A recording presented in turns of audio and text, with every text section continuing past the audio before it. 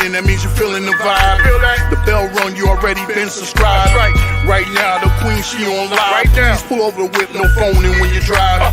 Dope Soul sporting with the talk. First lady from New York, Brooklyn. All my people, you rocking with the chat. Hit that. That like button would tell me where you at. You know, step from the MBK. Born and raised up MBK. Hey, real lady, where she holding it down. No matter way how you feel, she gon' greet you with a smile. Sister, you one of a kind. Yes. Oh, sister, it's time you That's shine. Dope Soul. Where you at? Where you at? Dope Soul. Where you at? Where you at? Dope Soul. What? Dope Soul. What? Your soul. Where you at? Where you at?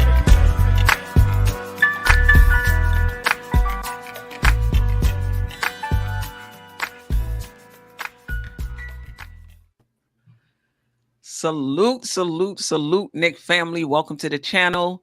Dope Soul Sports Talk, Dope Soul Knicks Talk, a member of the MBK family. This is the Thursday night show where we just kick it, or as I like to say, we're just nicking it. And this is the trade deadline show. So we'll talk about Josh Hart and your reactions to that. We'll talk about other trades that's happened in the Eastern Conference that'll impact the Knicks standings in the conference. We'll also talk about the fact that the Knicks have 2 roster spots. Will they fill those with young players from the G League? Will they test the buyout market? We shall see. It should be a great show. We'll also give the Cam fans an opportunity to talk about how they feel about Cam finally getting moved. And then we'll also talk about Obi Toppin and the fact that he wasn't moved and how we feel about that. I'm okay with it, but I'm interested to see what you guys think about it. All right, let me bring in Jerrell and RJ. How are you guys doing? Salute Queen. Salute to the chat, Knicks Nation. Yeah, what man, a day. What a season it's been so far. Yeah, man, it's been a long day. Salute, Steph. It has been a long day. I went to bed late last night. I woke up, KD's in Phoenix. Right. You can't even sleep around these parts. Yeah. So before we get into Josh Hart in particular, just your thoughts on overall on the Knicks not being maybe as active as we wanted them to be at the trade deadline. Are you disappointed in that? Are you okay with that? Just your overall thoughts on the Knicks and this trade deadline before we get specifically into Josh Hart. Shout out to the chat, by the way. Yeah, salute to the chat. Yeah, I liked it. I mean, don't get me wrong, Josh Hart isn't a star, and like you said, we're gonna get to him a little later. But yeah, I didn't really expect to trade for a star. I think our star was Donovan Mitchell, and since he slipped by this past offseason, I didn't expect like mid-season for us to be, shaking up the roster like that. I thought we was going to do more than what we did because Evan Fournier and Rose is still here. But yeah, I like the Josh Hart move, but we'll get into that, like you said. But I wasn't shocked. I wasn't mad. I wasn't overly excited either. It's not like we, shook the NBA up or anything like that. But yeah, I was okay with it. I'm content. Let's just say that. Okay. RJ. Well, no, I was a bit disappointed because I feel that we did need help. So it was more disappointing when you see other teams make trade and we didn't, because the way I see it, it's like, okay, so those other teams feel like they need to get better. We don't see the need to get better. Like, we're comfortable where we at, like in this little middle of nowhere. We're a mid-tier team and we're okay with it. And that was a little bit disappointing to me. Josh Hart was good. I know you don't want to get into Josh Hart yet, but yeah, but I really did expect us to make more impactful, take more impactful actions, especially seeing what other teams have been trying to do. So. You muted, Steph. You muted. I came into the deadline being pretty much okay with the team, obviously over the next, year or 2 or 3, to continue to shape it into a championship contender. But the bench has been coming along.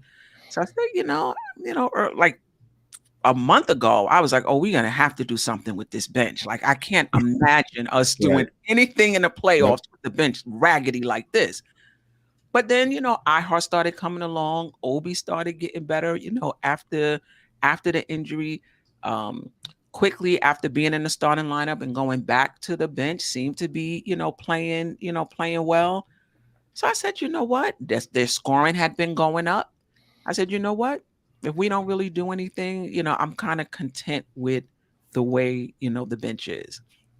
But, you could tell somebody, somebody will say, no, I'm happy with it, whatever. But when that moment comes and you see all of the moves going around, you're like, all right, let me see what the Knicks going to do, and not much happened. I do think the Knicks pursued trades. I think they pursued OG. I think they pursued Sadiq Bey. I think they pursued these guys. And for whatever reason, they were not able to get it done, which is kind of disappointing, when you look at the Lakers. Seem like they got 15 players for 2 picks. I'm exaggerating. And it just seems like when it comes to us, it's kind of hard to get a deal done, but we shall see. I'm okay with Josh Hart. Like we said, we'll get into him, more specifically in a minute. I really like him, but it's like the trade deadline comes and, you don't get who you want. You're like, you know what? Well, let's wait till the draft. It's going to happen in the draft. Then we get to the draft like last year, we trade our pick. And we're like, you know what? It's going to happen in free agency. And we just keep kicking the can down. But anyway, I'm going to check in with the chat really quick, and then we'll get into Josh Hart. Kerry Cox, Grimes to the second unit within 5 games. We're going to talk about that. Greg, they did nothing, just like Donovan Mitchell fail. Okay. Pudge Nice, Fournier better play more minutes since he's staying. I think it was going to be hard to get off of Fournier's contract because he's not expiring. Right? Next year's salary is guaranteed. Right? So I think that was going to be hard anyway. Kerry Cox will be step up now or be traded in the summer. Comparison is the killer of all joy. Yeah. Thank you, philosophical Pudge Nice. Yeah, I appreciate you. Building blocks. Whoever we get off the buyout heat will not get any minutes with this current team. So we might as well just let some G Leaguers be in street clothes at the end of the bench. Eddie C, be there shortly. All right. Shout out to Ron Cleveland. He said only Cam would be traded. Nets did well, set up for the future. Yeah, JJ. Ashley Inc., appreciate you.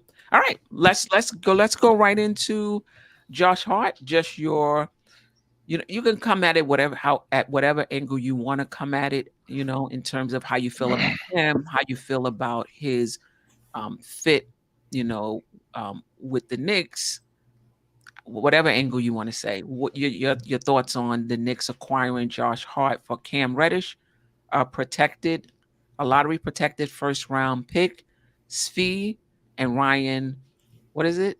Arcidiacono. Yeah. Well, I'll go first. I think Josh Hart. I know he doesn't move the needle for a lot of people, but I think he's perfect for what we do. I mean, he's perfect for Thibs. He obviously is a friend of Jalen Brunson. Played with him at Villanova, won a championship with him. So, he's obviously was excited for hearing that he got traded there. Josh Hart, basketball wise, he's a very smart basketball player, high IQ. He plays way bigger than he does. Like, he's 6'4", and he rebounds just as much as Mitch does for the most part. Like, I think they almost average the same amount of rebounds, and he's only 6'4". So he obviously won't do that here because I don't know if he's going to get those type of minutes. But, he plays D, can score, a little bit. He's not the best 3-point shooter, but he can score, timely sometimes, especially in the fourth quarter. I think he can be a closer with Brunson in the backcourt or at the 3, depending on how RJ is playing, obviously. But yeah, he plays defense. He has more experience than Grimes, so him and Grimes will be battling for minutes, obviously. So we'll see how it goes. I think Thibs is going to give him minutes, sparingly at first, but like somebody said, maybe in 5 games he might be starting. You never know. Wow. Yeah. Well, that's the question of the day. We'll definitely get into that. Ajay, just your initial. Well, so I'm okay with Josh Hart. I mean, he's a good player. He's a good role player. So whether starting or coming off the bench, I'm okay with him being on the team. I do have a problem with the fact that we had to trade our own first round draft pick to get him. I don't understand with all the in my opinion lesser valuable draft picks. Maybe Portland didn't want those picks. In my head, we should have kept our own draft pick. At least give him the Dallas pick, because our pick is going to be more valuable in Dallas, because Dallas has a better record than we do. And they got Kyrie. And they got Kyrie, so it's probably going to get even better. So we at least should have kept our own draft pick and give them. I mean, I kind of understand, because I think if Dallas don't convey this shit, don't we have another year for it, or does it fall into the second round? I don't remember what that was. But in ours, if they don't get ours this year, next year they get 4 second rounders. I mean, it's just, to me, that's a whole lot to give up for Josh Hart. But I'm gonna say, I'm happy this whole trade deadline thing is here, Queen, because I am so glad we didn't give up 3 first rounders for OG Anunoby. Okay, and I forgot to say that in the beginning, but and I thought we were very generous with our first round pick for Josh Hart. But yeah, him as a player, I think he's going to help. I think he's going to make a difference. Not a huge difference. Everybody's pointing to his rebounding. He's the best rebounding guard. He may not be a good rebounding guard here, because he's gonna have to also get rebounds on top of Julius Randle and Mitchell Robinson, who are also trying to rebound the ball. So his numbers may be lower. His rebounding may fall a little bit if he starts. Yeah, if he starts, or if not, I mean, because he's going to be on the court with these guys at some point, so he's not. I mean, the rebound's just not going to be available for him to grab, sometimes. Okay, but overall, he's a good addition to the team. It's just, I thought the price was I was a little bit uncomfortable with it. That's all. Okay. Keep in mind, after that, certain players went for 5 second round picks. I would have been okay with that. Yeah. Eddie C, welcome. Just your thoughts on the Knicks at the trade deadline overall, and then specifically your thoughts on Josh Hart joining the team. Hello, how's everybody doing? Right. I hope you guys hear me well. Yes. I'm using my old laptop here, trying to come in professionally so you guys can see me. That's what's up.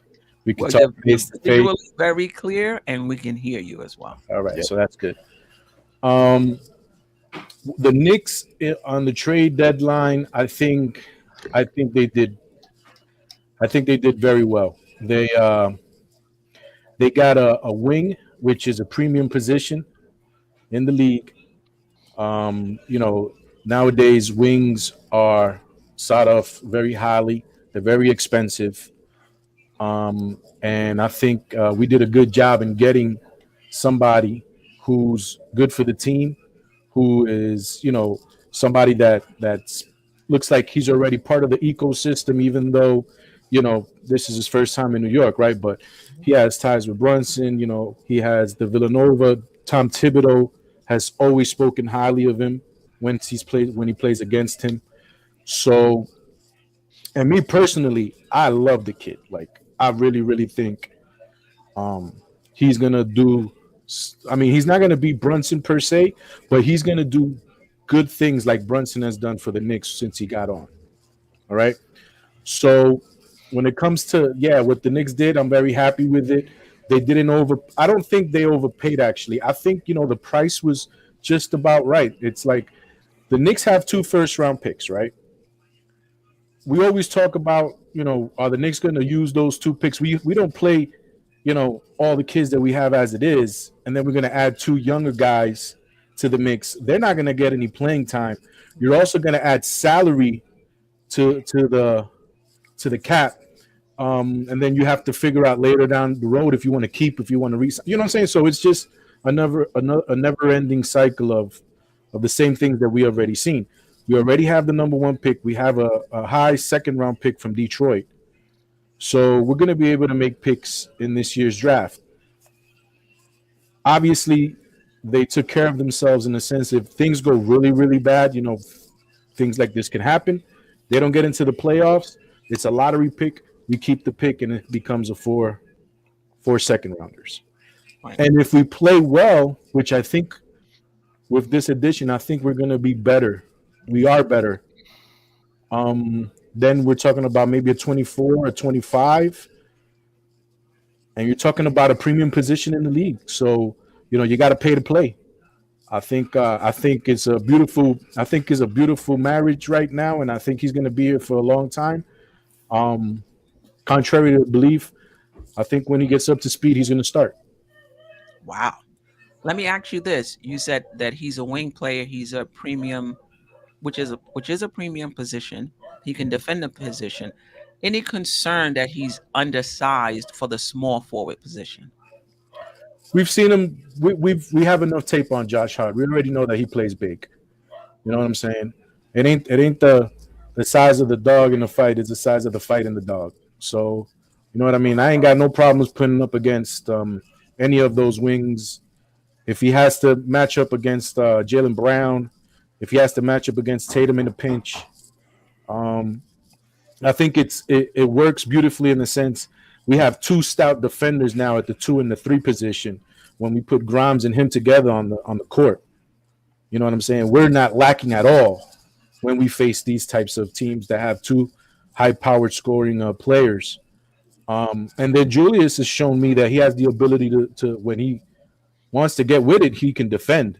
He did it against Kawhi and the Clippers. So I'm thinking that, when it comes down to the nitty-gritty, I could even put Julius Randle on somebody and he'll do the job.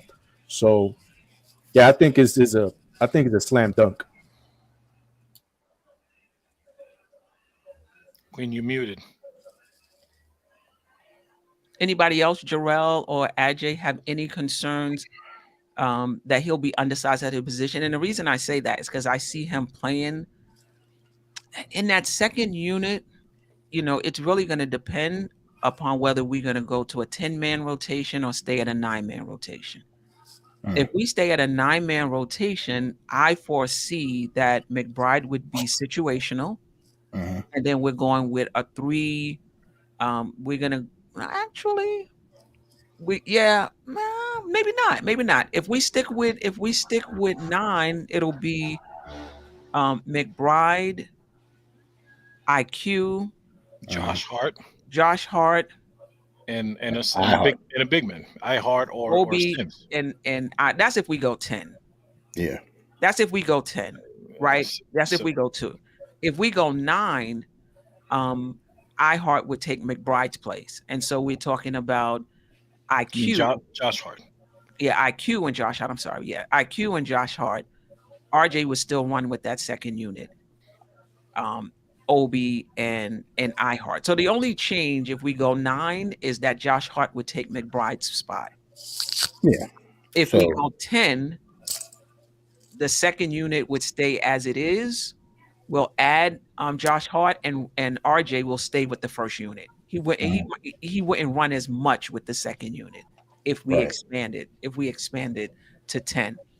So if we expanded the rotation and we had a McBride, IQ, Josh Hart up front, your thoughts on that? Do you have any concerns with him guarding 3s? I know Eddie C, you already said you didn't, but for Jerrell and AJ, any concerns with him guarding 3s at 6'4", 6'5"?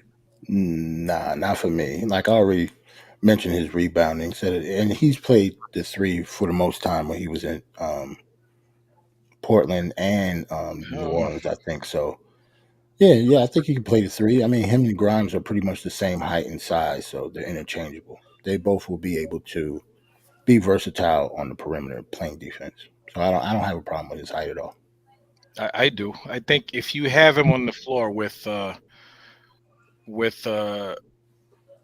because see Emmanuel quickly, he's not he's like 6'4", like 6'3", 6'4". So Grimes is 6'4", 6'5", and then you have Josh Hart is 6'4".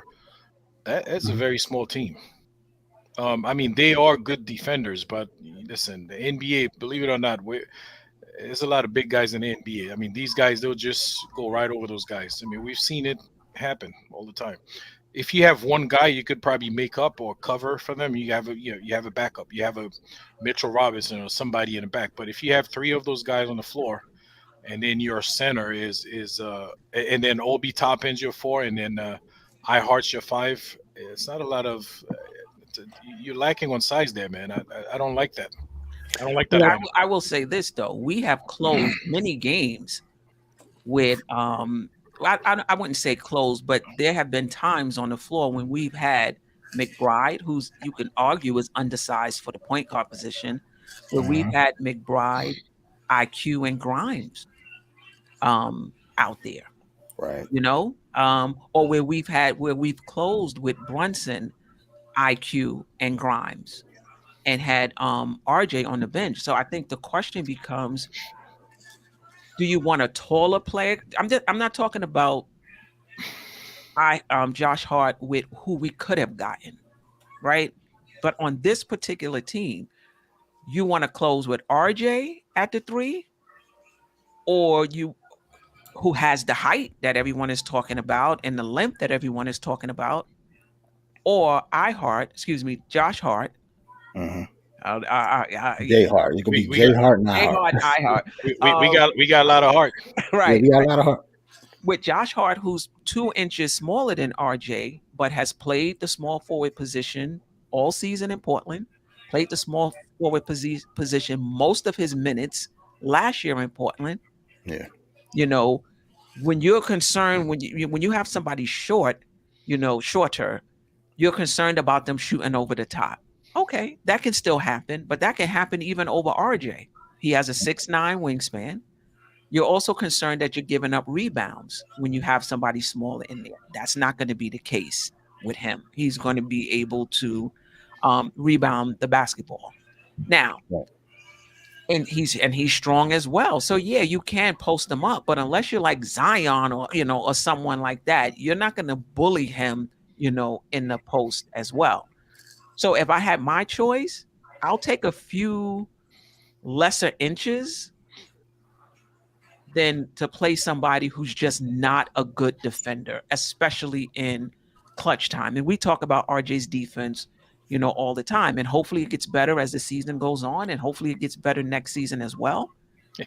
But in crunch time, I'll take 2 extra inches if this guy can defend and fight over screens and be able to move his feet and rebound the basketball. Yeah. Like Eddie said before, we got a lot of tape on Josh Hart. He's been in the league for a long time. He can play the 3. He does it all the time. Right. So, Adja, you would prefer RJ at closing because he has the extra inches? It depends on who the opponent is. It depends on who the other team is. Okay. So, it depends on the matchups. So, and the problem I have is I say this because Tom Thibodeau, we know it doesn't matter who the matchup is. He's going to go with his schedule. He's going to go exact, like no matter who's the other team is, his substitution pattern is going to be exactly the same.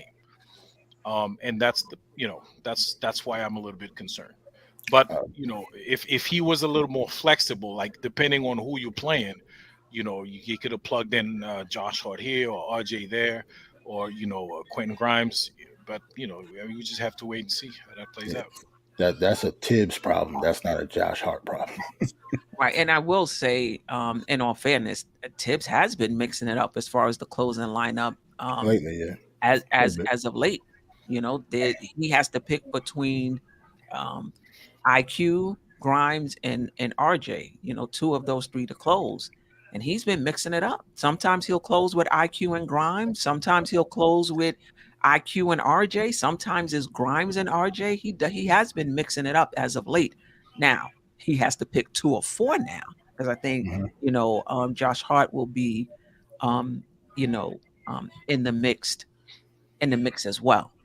Now in terms of starting, and I'll just put this, whether he'll start over Grimes.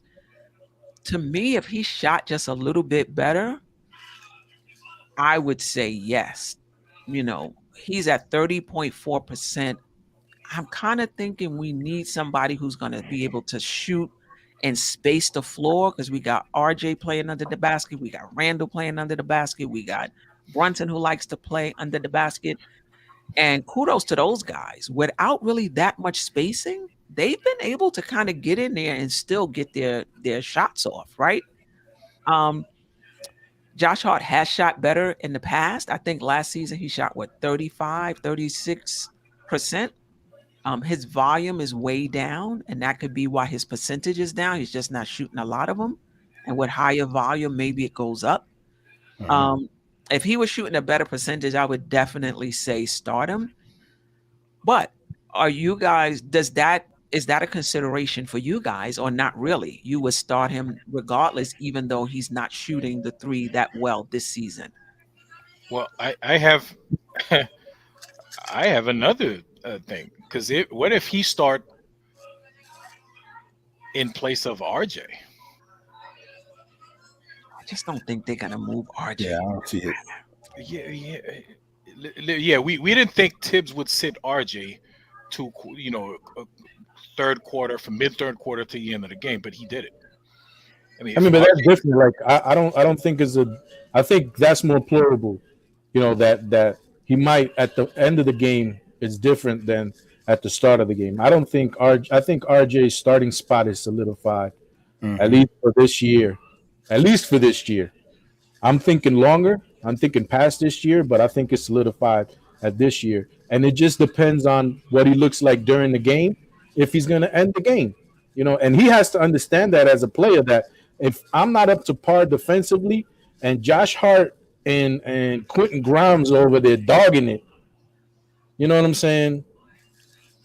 I got to look myself in the mirror and say, why am I'm not playing, because these dudes is out there bringing it. You know what I mean? So, I mean, I think he's a team guy. So he, listen, I agree with you, but Thibs, he's pulled a couple of gangster moves this year that we didn't think he would do. Yeah, and he just went ahead and be like, listen, I'm doing this, and he's done a couple of things that that out of left field, And have you been happy with that? I haven't been happy with Thibs at all. Overall. Okay, but because there are people that have been clamoring for him to do these things, right? And then he comes out and he does these things, and he's still there's still no praise for what he's been doing. You know what I'm saying? I think bringing this team to 30 wins by a little bit before All-Star break, I think that's a good job by him, man. That's a good job. He has a lot of young kids that are 22, 23 years old. You know what I'm saying? He has a starting point guard that just got here this year, and Brunson has showed out. For him to play the way that he has played, to me personally, is because he's in tune to what the coach. They're you know what I'm saying, they're in tune. You know what I mean? Because if they're having fits, the coach and the point guard, I don't think he plays like he's been playing. So, right. So Eddie, so the record is good, yes, but the name of the game is to win as many games as possible. And I feel like there are too many games where the coach could have done something different that would have given us a better chance to win. The record is good, but then it's good compared to what? Compared but vice versa, Ajay. There's also games that if it wasn't for Thibs and some of the things he done, we would have lost. Oh, I agree. That's why I said the record is good compared to what we were last year or what we've been in the past 5 years. Or compared to even what our expectations were coming into the season. Nobody expected this. How many people expected the team to be 4 games? Yes. Yes, NEC. I was about to say I did say Yeah, all right. Yeah. You did say it. But not a lot of Knicks fans expected the Knicks to be, 4 or 5 games or, That's true. over 5. Some people were saying playing. Some people were looking at this roster and saying we may not even make the people was just saying that 2 weeks ago Right. when Mitch, went down. I will say this. There is no coach, absolutely no coach in the entire history of the NBA that will consistently outcoach their roster. They may be able to do it for a season, like Thibs did it 2 seasons ago. Then what happened last season?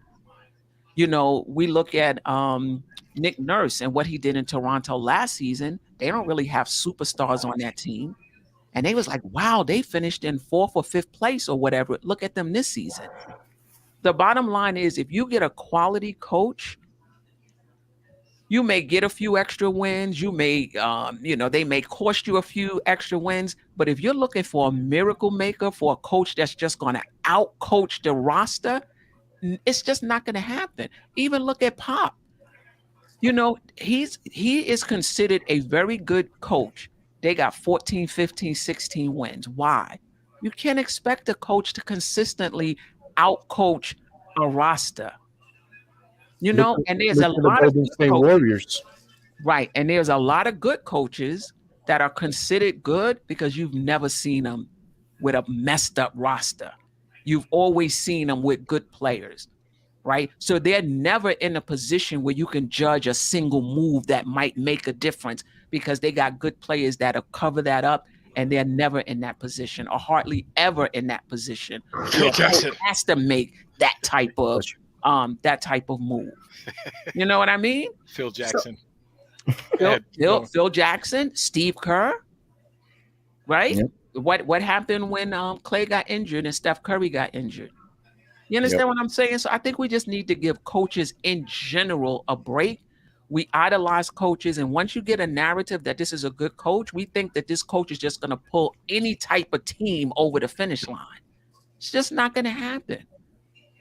It's just not going to happen. So we get a new coach. The first year, they may be great, but at some point, if you don't upgrade the roster, that coach is not going to consistently outcoach a poorly constructed roster. It's just not going to happen. And what we're seeing with Thibs, things I don't even like, I don't care who you bring in, there is something about that coach you are not going to like because every coach comes in with their own philosophy. So you get this fast-paced coach that comes in. Now Obi is playing, Sims might not be playing, or somebody else who's playing now might be on the end of the bench. That's going to happen with any coach.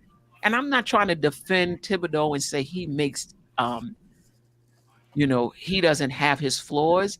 I'm just being real about it. All coaches do. All coaches do. No matter who we bring in, we're going to find something to complain about.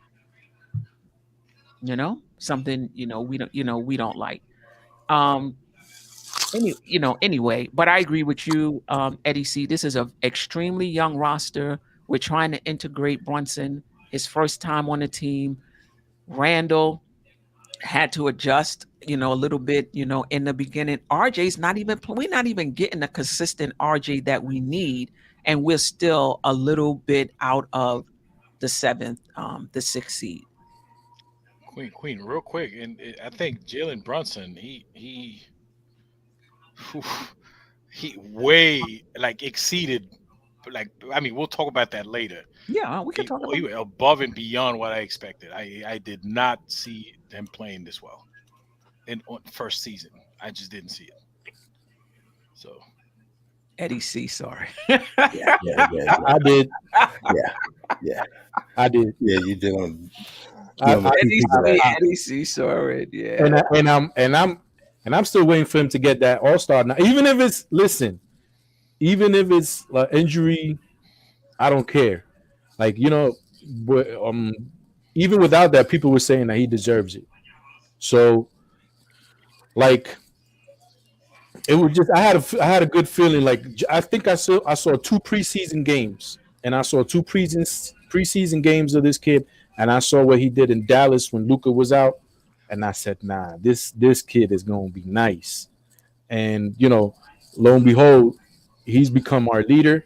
We're building the team around him. Like Josh Hart, I think is a direct line because of him. You know what I'm saying? It's like we're building our team around him, and we're trying to make him be the best player that he can be, make him as comfortable as he can be. And the way he looked in that video, he kind of felt like his brother was coming to play with him. Like my big bro, like you go into the park and you playing against a good team, and then all of a sudden your big bro come, you know what I'm saying? And you're like, all right, you know what I'm saying? We're gonna get it now. Time to get busy. It's time to get busy. It's time to get busy. And I will add to that I think automatically Josh Hart becomes one of the leaders of the team, as in with a voice. Yeah, naturally, yeah. He should. Which is what we needed, because I love Quentin Grimes. Quentin Grimes is my favorite player on the Knicks. Since we drafted him, like people would doubt, and I said, nah, this kid is gonna be, and he's played very well. But he's too young to have a voice. And I think Josh Hart can go to Randall and say something. I think Josh Hart can go to RJ, and I think Josh Hart can say something to Brunson to even appease him. You know what I'm saying? So even in that sense, I think he's a win for us, bro. Does he start or does Grimes start? Let me just, while you guys marinate on that, let me just get to a few things in the chat. Kerry Cox, wait till y'all see Hart play. Y'all will place Grimes in the second unit. Okay. And Jeff Clafter, I like Grimes starting. He is a better connector with that starting unit. But you know what? You're going to see Hart is a connector as well. Yeah. Because of his high IQ. And don't forget his assists. He's averaging 3.9 assists this season, 4.1 assists last season. Now, if he doesn't get it this year, it may be just because of the style of basketball the Knicks play, and also the fact that we might be bricking. You got to actually make the shot to get to get an assist. But he's a playmaker. He sees people, as well, and he's somebody that can handle the ball also. Yep. So I see him as a connector, a high level connector. A lot of what he does will not show up on the stat sheet. The assists will, the rebounds will, but the defense, the leadership, he just knows how to play. Right. He just knows how to play. I just hope people don't think that Quentin Grimes is better than Josh Hart. At least not yet. He's not better than him yet. Like, you gotta give Quentin Grimes a little more time to marinate. I mean, I don't think it's stunting his growth at all. It's only his second year, but as of right now, Josh Hart is a better basketball player than Quentin Grimes is. Overall, may not be a better shooter, but even though Grimes' shot is kind of up and down too, which is he's inconsistent for a second, for a second year player. And I think having Josh Hart on the team is going to be great for Grimes. Right, going to be great. To me, they're mirror images of each other. They're the same. They're the same player. Josh Hart just has him beat with experience. That's right. And right now for the playoff push, we're going to need that. You know what I'm saying? I like the fact of I don't look at it like Jerrell just said, like he's a better player. Like exactly what I just said. I think they're mirror images of each other, and I love having two of those guys on my team. You know what I'm saying? But I like the fact of just having Quentin Grimes go back with the kids. You know what I'm saying? Let him go back. Him as starting. You would start Josh Hart despite shooting hasn't been that great this season. Oh, definitely. He's a little bit bigger. He's 6'5". So I think Grimes is 6'4". Or they might be around the same height. He's a little bit stronger than him. He's got a few years on him.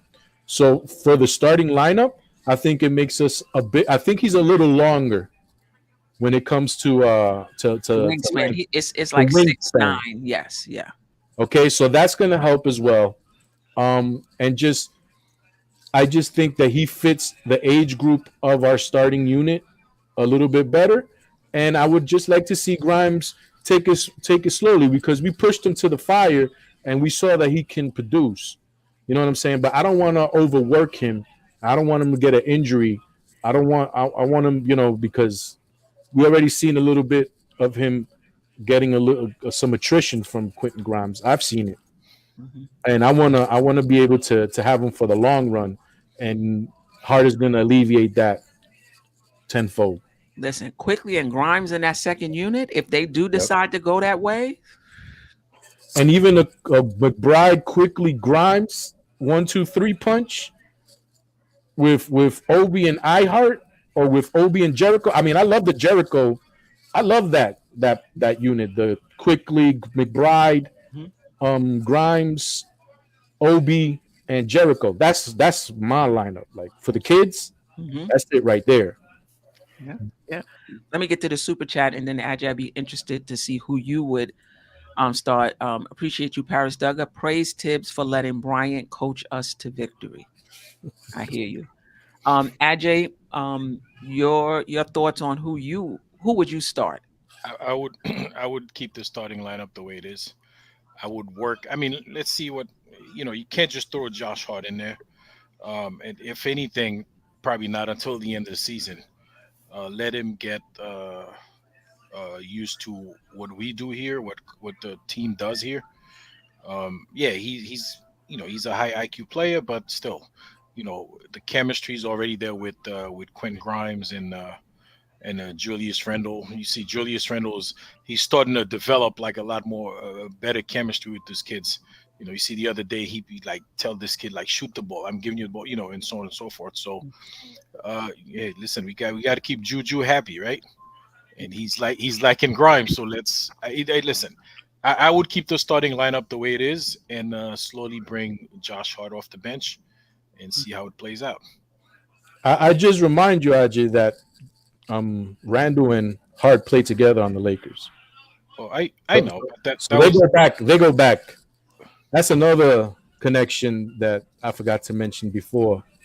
Yeah. And it's also good to have. Now we have two guys who can go into the starting lineup and we don't miss a beat. You know how they were talking about Quickly is somebody that we can start. We could come off the bench. Now Grimes becomes the 6th or 7th. Remember we were talking about that situation of how to better the bench and have 7 or 8 guys that can produce.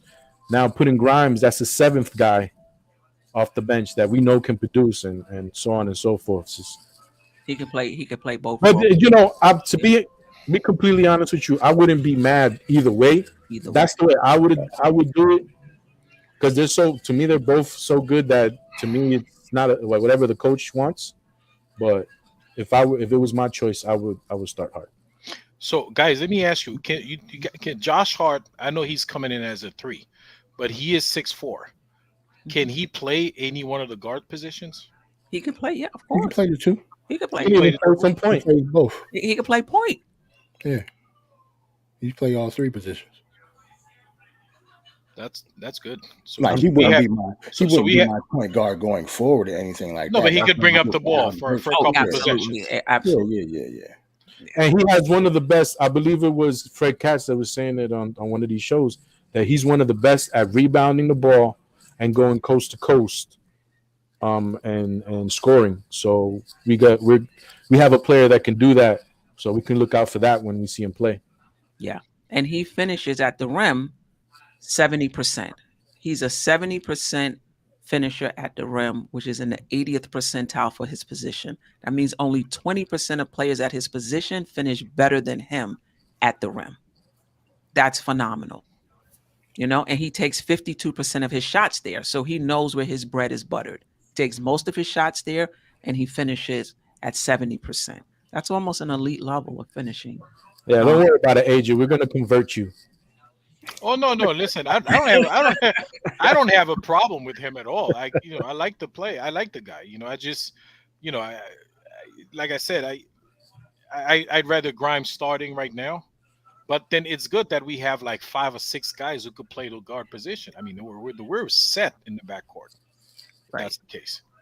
Right. I do wish we had a bigger 3 though, like a longer guy. So a longer guy that can defend, right? Because we already know RJ is longer. So like a longer guy that can actually defend the position. Yes. Right. All right. So Jerrell, did you weigh in on whether you would start him or bring him off the bench? I just say he was a little bit better than Grimes because of experience. But yeah, I'm kind of like with Eddie. Like, I'm not mad either way. I would start Josh Hart eventually, especially coming towards playoff time. I think he'll get the job by then. But yeah, I wouldn't be mad either way. As long as he's on the team, he'll contribute how he always does. Right. The other thing I will say that, it could be that his 3-point shooting is down because he just wasn't shooting enough. Like I mentioned before, I think the last year he was putting up 6 threes a game. And what was his percentage? Were you able to look it up, Jerrell? I had 34%, but then I mentioned somebody said 37. It was split because he was in New Orleans and Portland. New Orleans is 32.3, and in Portland it was 37.3. So you're around 34. Oh, I see. Right. He was shooting 37% in Portland, and I think at that time he was putting up more shots last year, like 6 3-pointers a game, and I think now he's down to like 2.2. Right. And one of the things that I'm finding, with Thibs is he's encouraging them to shoot the shot when they open, whether they miss their last 2 or 3 or 4 or 5 or not, So I think it's going to be the same for him. I think he will get more 3-point shots up, and maybe his percentage goes up. Now, if he's shooting and he's stretching the floor, yes, I would definitely start him up over, over Grimes. So I'm wondering what the chat feels about that. You start in Josh Hart or you starting Grimes, and why? All right, let me just get to the super chat before we move on. Paris Douglas, appreciate the super chat. Grimes is going to play with Hart. RJ better watch it. I think, what I'll say about this is since RJ has been on the Knicks, they've been, I don't know if the word is force feeding, but I just feel like no matter what, he's going to be on the floor. You talking about giving your draft pick every single opportunity to be successful? RJ has gotten that. RJ has gotten that because you think about he's not very efficient. And so to score 20 points, that means you're getting a lot of shots per game. And he's not playing defense. Combined with that. And he's still starting and he's still playing, I think, the most minutes on the team. And you can argue that this Josh Hart move is going to be, you're going to see Barrett's minutes come down. Yep. Especially closing. I think Josh Hart is going to close. Yeah. That's going to be trouble for RJ. Yeah. Not Grimes. Like, I don't think Grimes Grimes is iffy closing anyway. RJ is the one who's going to have to worry about closing now, not starting. This closing is what RJ wants to do. Yeah. I hope you're right, Kerry Cox. Now, in terms of the rotation, Josh Hart is here. We've been playing a 9-man rotation. Your thoughts? Do we expand the rotation to 10 where we keep everybody who's currently in the rotation and add Josh Hart? Or do we keep it at 9 and who's the odd player out? I'll go first. I'll change it to 10. Mm-hmm. I mean, the only reason it was at 9 at one point is because Thibs didn't want to play Cam or Evan Fournier. And I don't know, Josh Hart changes everything. Like, I think Deuce has gotten enough minutes that Thibs trusts him now. So just because of that, I think Deuce will get more minutes. He won't be situational. Just because of that, I think it'll have to stretch to 10. Not over that, though. I think Sims is on the way. Like, when Mitch comes back, I think a lot of people are going to be mad because they're not going to see Jericho Sims much. Yeah. Yeah. Let me invite Wiz in, and then the rest of you can, Eddie C and AJ can lend your thoughts to that. Hello, Wiz. How are you? Wiz, salute. Hail to the Queen. Salute, panel. What's up, gents? Oh, man. I don't know how to feel today. I'm happy they got rid of Cam. That's my one stipulation for this particular but hold on, Wiz. Right now we're talking about whether we should go with a 9 or 10-man rotation with the addition of Josh Hart, and I want you to weigh in on that. AJ or Eddie C, whoever wants to. Okay. Go ahead. I would go with a 10-man rotation. Queen, I don't know. You remember we had a little conversation when I told you our winning streak. Because remember, like right after he switched to the 9-man rotation, we started winning. I told you it was just a coincidence. It's not. We're not winning because of the 9-man rotation. If you add one more player, that's really helpful. Like kind of like Josh Hart, we're gonna continue to win. And it's going to be better because you don't have to drain your guys. We've seen a lot of times those guys at the end of the game, they look gassed. They look like they're just ready to just collapse on the floor. We're not going to have. I feel that with a 10-man rotation, you're not going to have that as much. Some of these guys, you could manage their minutes to the point where they're getting like intermittent rest every now and then, and they'll be able to manage their time that way. So 10-man rotation is not going to hurt us. So I would go with a 10-man rotation. I would keep Deuce in the rotation. Okay, Eddie C. I think Thibs will probably stick with a 9-man rotation, with Deuce probably getting the one that's situational. Including Jericho Sims once Mitchell Robinson is up to speed, which to me is a great problem to have. If you have professional players that could come in and play, when you ask them to play, that means that we have a deep team. That means that we have a deep bench. And again, being the situational part, once we're needed, they are needed in some games. It could be 10, it could be 11. So, but I think he'll probably stick with the 9-man rotation just to get everybody the enough minutes for them to be in their flow, especially going to the playoffs.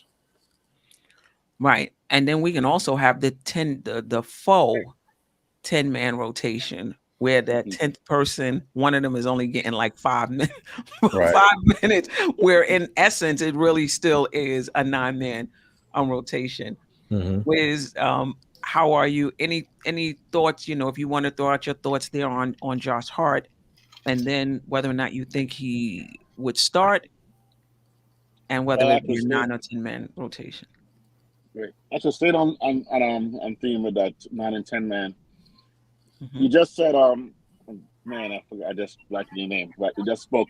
You said stay with a 9-man, but Josh Hart right now coming in would make it 10-man because he's coming in for a non-rotational piece right now. So as he comes in right now, it goes to 10 because we're doing 9, right? Without Cam, Shreve, and Ryan. So bringing Hart on is a 10-man. So that if Tim's gonna stay with 9-man, he has to get rid of somebody right now, which naturally looks like it's gonna be Deuce. Then when Mitch comes in, if he stays 9, then it looks like Sims is out. Now, what he should do, because of my brilliant basketball mind, or what he will do, no, I'm not gonna self-congratulate, but don't hate. He will try to stay 9, which means Deuce and Sims are gonna probably eventually, with Mitch coming back, with a 2-man out. But he should go 10, and partially because of the fact of one, the variation, fresh legs. I think we do best defensively when we do a partial, a hybrid full court press, and when you're doing that, you're wearing people out quickly. And so if we're going to be doing that kind of a hybrid full court, where sometimes when Deuce or Grimes are in, you see them actually pick people up at 3/4 court, sometimes it's full. You have to get fresh legs in quickly and rotate them as much as possible. So ideally, I'd love a 10-man rotation. If it was me coaching, by the way, I would actually go 11. I'd actually keep Sims in the rotation just for that little full 11 men. Again, 5 minutes of Mitch, working hard, doing whatever he can, take the fouls you want to get, sometimes intentionally, sometimes accidentally, just against like Embiid or Giannis, and then bring in Sims, get a couple fouls, just kind of beat him up a little bit. Because you're not going to stop them. Just kind of like beat them up a little bit. So that's for that purpose only. So it's a full 11 man, but a 10 man I think is more ideal for the team. But I think Thibs will do a 9 man because that's his comfort zone. That's what he's used to, and because he does like to play guys to a certain number of minutes, and he tends to lock in and not making a move too quickly. His adjustments, even in the past 3 games, he's made the best adjustments I've ever seen him. And again, I do not believe it's all Thibs. I'm telling you, whoever it is that's in his ear, that's saying, okay, switch, okay, rotate, bring those guys in early. But he's listening. He's listening, which is great. And even if that's the case, I'm sure this ain't the first time they've been in his ear. Exactly. So this is the first time he actually was acting on it. And if he's doing that, I'm fine with him staying as a head.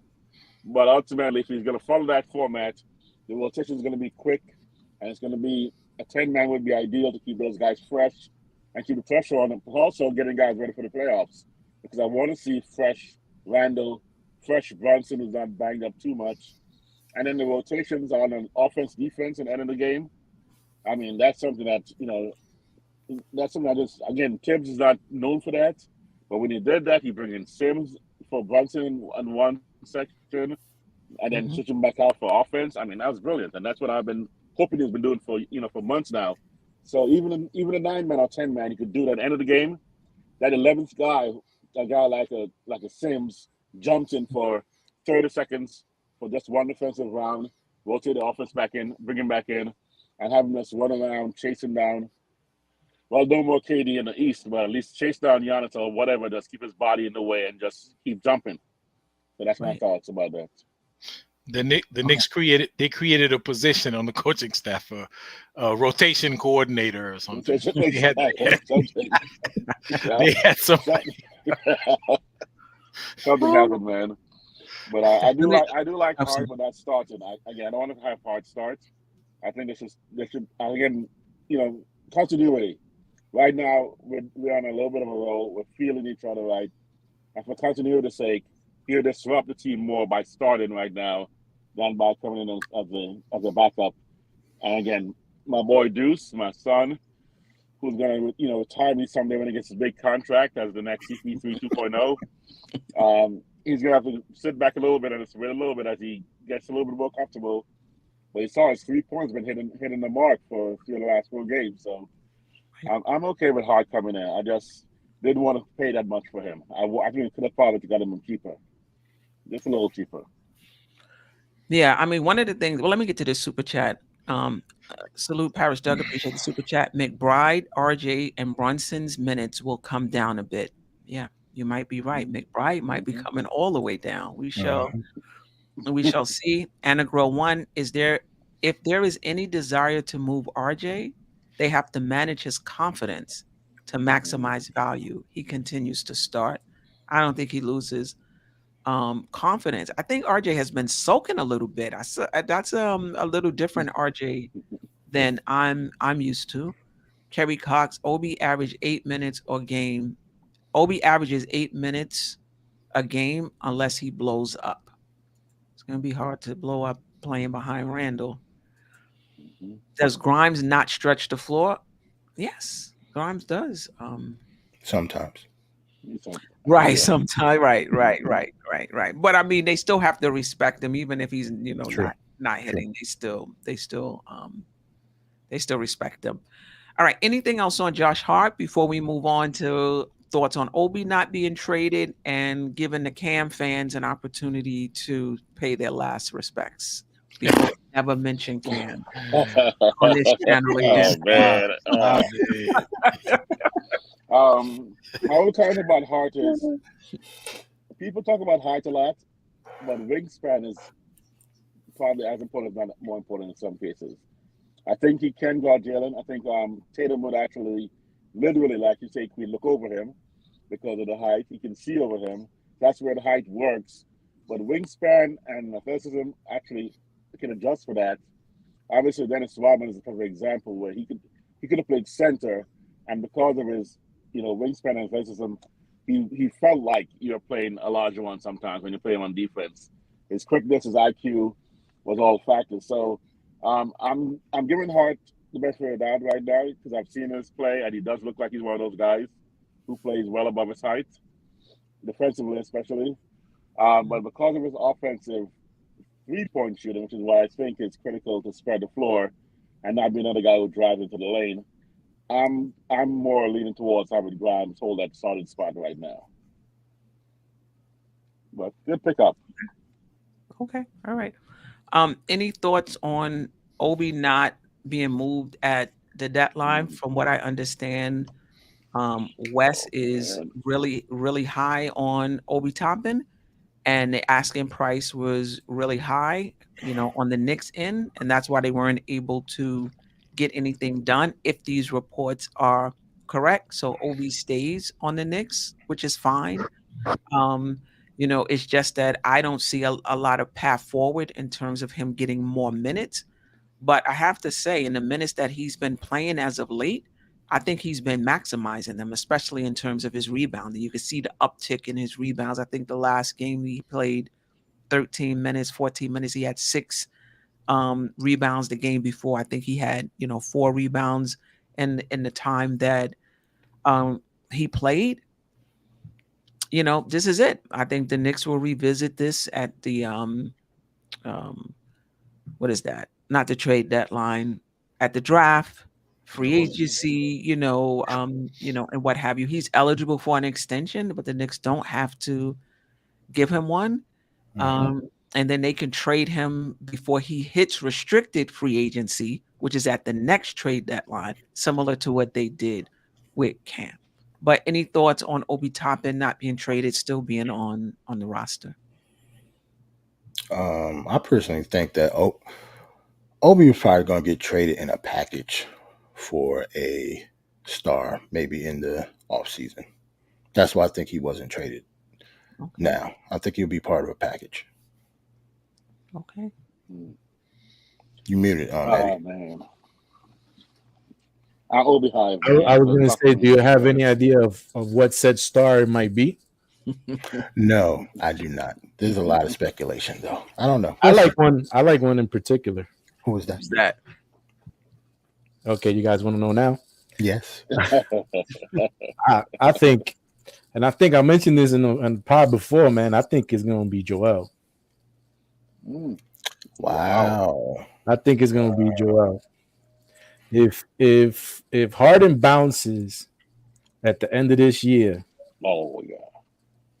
and then that's going to be our guy. It's either going to be him or Cat. I'd rather Joel Embiid, but I think Obi is best suited for a package, like you say. You know what I'm saying? To be part of a bigger, you know what I'm saying? Is RJ when it gets off the poison pill, contract becomes attractive as a 23-year-old with upside and at a marginal contract. You know what I'm saying? First round picks. You have your choice of Grimes. You have your choice of Quickly's. You have your choice of any of these guys. Multiple you know what I'm saying? So right. My eyes are focused on that team, on that guy in particular.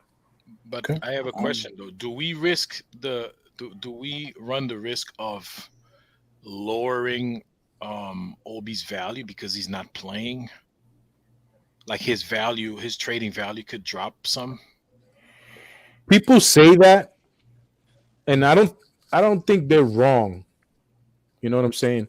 But if anything showed you in this trade deadline, or what the speculations are, right? Like with what you hear with the scuttlebutt, he's held in high regard throughout the league. Like people think that he can do more than what he's doing, but he just can't do it on this team because of all these factors. You know, so then they're trying to get him at a discount, but the Knicks aren't going for that. The Knicks is like, no, we want a number one, unprotected, depending on who it was that they were talking with. I think it was Indiana. You know what I'm saying? Because they value him. He also has the ties of the agency, which Leon Rose's son is his agent. You know what I'm saying? So, you know, it's not going to be easy, I think, to pry Obi Toppin. Like, you're not going to get him for like 2 seconds, like Rui Hachimura. You know what I'm saying? So, me personally, I'm glad he's still on the team. I think he keeps the morale up on the team. I think he's good for this team. He's been a good soldier until now. You haven't heard him pouting. You haven't heard, You know, everybody else has been pouting for Obi Toppin, but you haven't really heard Obi Toppin come out and say anything in particular. And you know, as long as they keep winning, he probably should be happy, and they'll do right by Obi Toppin. I think the organization has shown that we are a legit and straightforward organization. We don't mess around. We don't play with you. You know what I'm saying? We'll keep you around if you're family. This is the thing. Go Go ahead. Either one. I was going to say I don't really think it necessarily puts his value lower, because what is his value? Like he's been playing behind an all-star for 2 of the 3 years that he's been on the roster. So, like, how many minutes do like smart GMs think he'll get under Randall? Like they know he's behind an all-star. Like you have to just use logic. Like they'll look at Obi's talent and what he's done in the time that he gets, not the how many minutes he plays. Right. They're smart enough to know why he's not playing. I will say, though, that the Knicks may want a first round, and if he's so valued, they should have been able to get it. You know what I mean? Right. They weren't able to get it. I think it was because it was Indiana, and their unprotected first round pick, it looks like it might be high. You know what I'm saying? Like, I wouldn't go as far as giving up an Indiana unprotected. Like, even me on the other side of the phone, I'm like, nah, man, we're gonna probably be a top 10 pick. I'm not giving you a top 10 pick now in a generational draft for Obi Toppin. Right. But in the range of 14 to 17, 16, that might be plausible. All right. I'd like to know actually who was asking what were they offering first, but secondly, value-wise, whether Obi goes up or down based on playing time or availability or anything else. Just like last year, I was arguing the point when people said we can't trade Randall, until we raise his value. Smart GMs, smart scouts knew how valuable Randall was last year, and of course they were probably trying to jump on, trying to get him for cheap. But if you know his value, you're really gonna maintain and hold off to give him what you gotta pay if you really want him. So playing time or not, I think people know how much they want to pay for him, and it won't diminish unless his performance actually on the court diminishes. So therefore, off the court or lack of playing time will not diminish his value because they know where his value is. Now, maybe they're undervaluing him, and maybe they're slightly overvaluing him for those guys who think he's like, the next, a starting, power forward for the Knicks if Randall wasn't here. But they know where it is, and they're already locked in where it is. And unless he actually starts to just really underperform, they're not going to change their value. They'll pay you what he's worth. Last year, Randall, if people were trying to trade him last year, we were thinking, wait till he raises his value. I don't think Randall's value went up as much this year for those who knew how much he's worth. It maybe went up like maybe a second round pick or so, but doesn't have significance to go. Last year, if they were offering Randall to the Lakers last year, please, LeBron would be like, take AD. Maybe not that far, but he'd be like, I know that guy can play.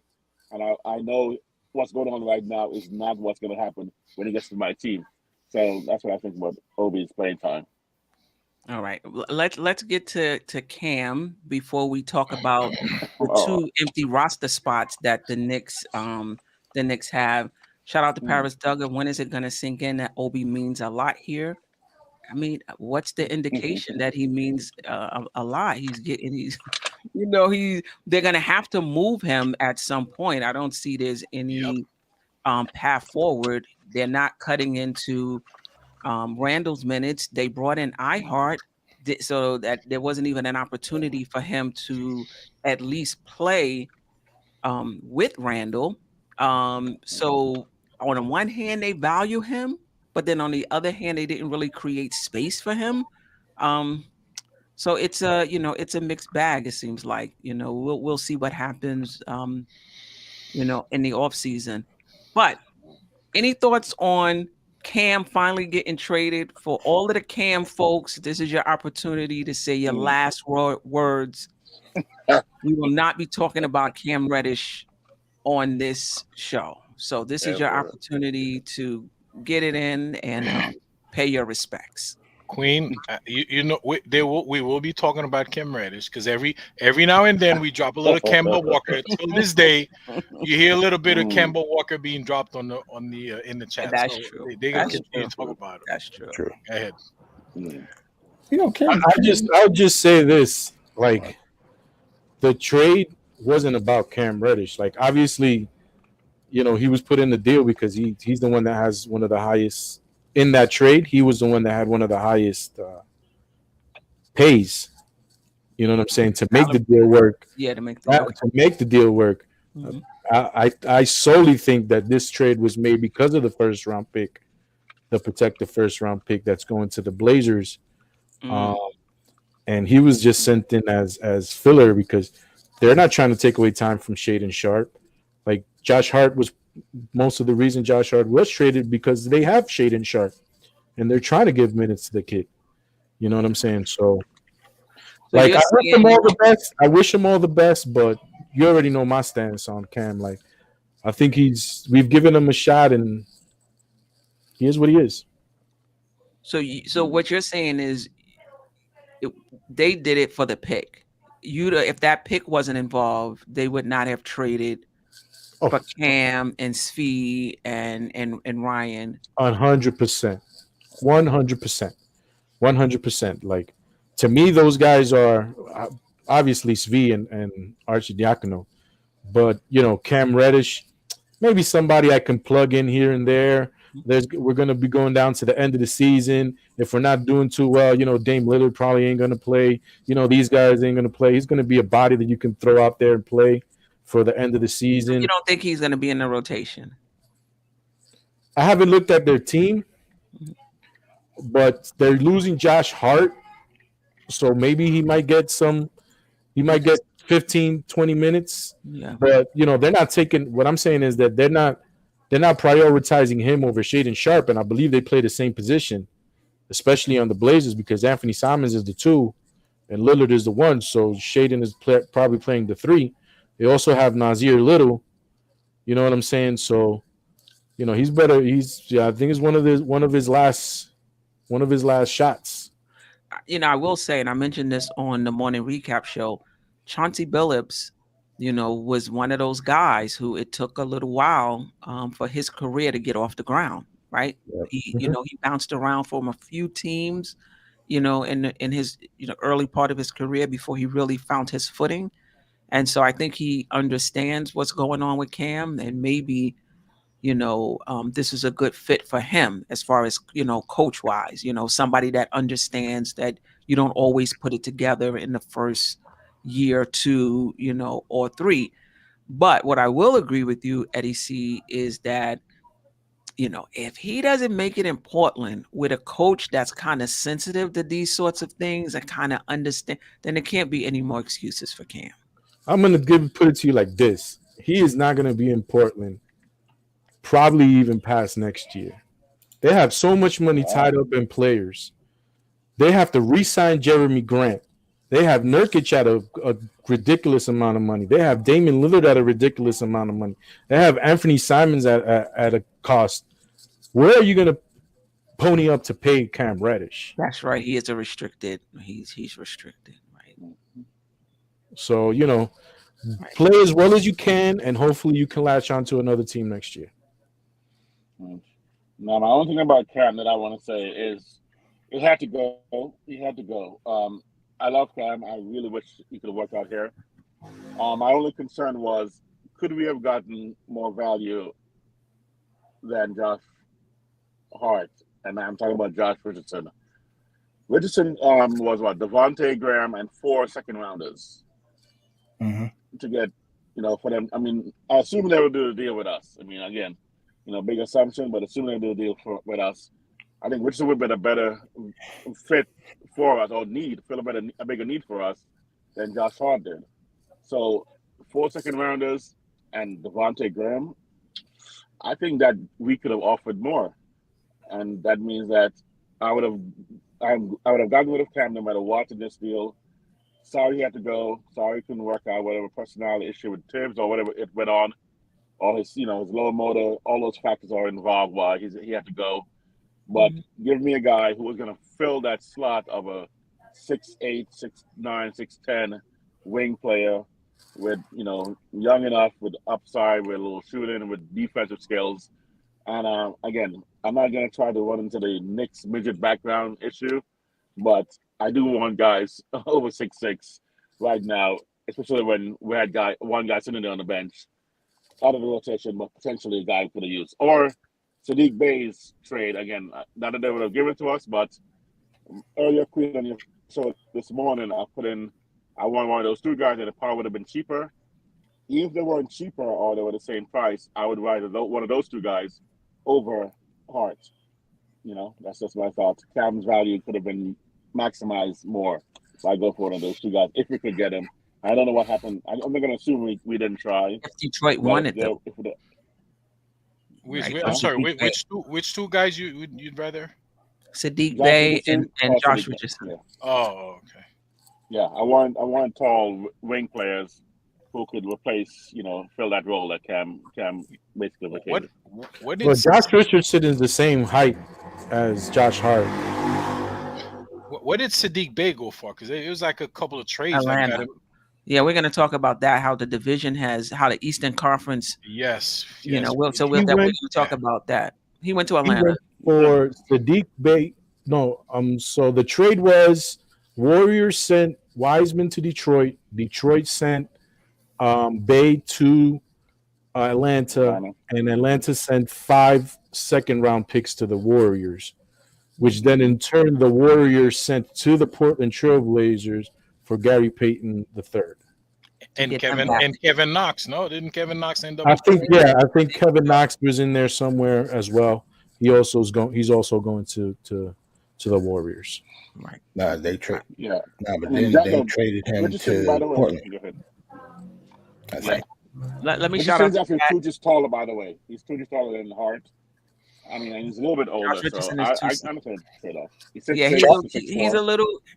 Yeah, I'm okay with Josh Richardson. Josh Hart, listen, you guys, we're gonna meet back here in like 2-3 weeks. Yeah, Josh Hart is good, man. He's gonna have receipts.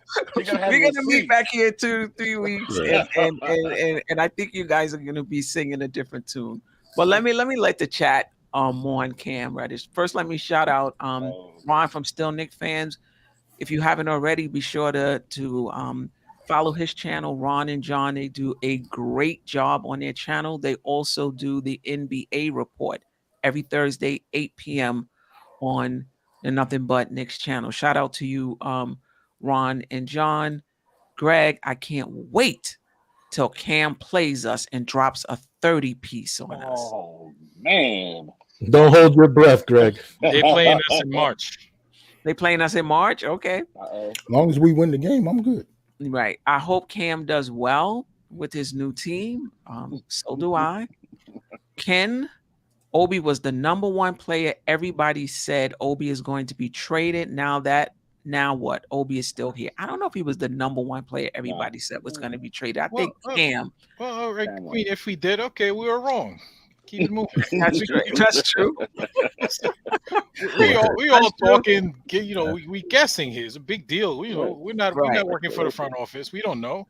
Right. We were wrong. Ken Thibs said he believes in Obi's basketball IQ. I thought it was the other way around, that he was talking about his low basketball IQ. Did I read it wrong?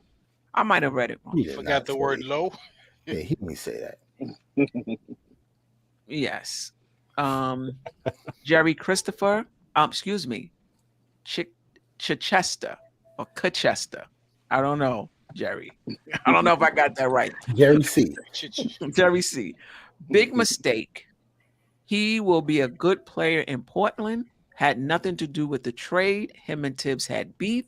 He said something about Thibs, and Thibs acted like a girl. Okay. Whoa. Right. Okay.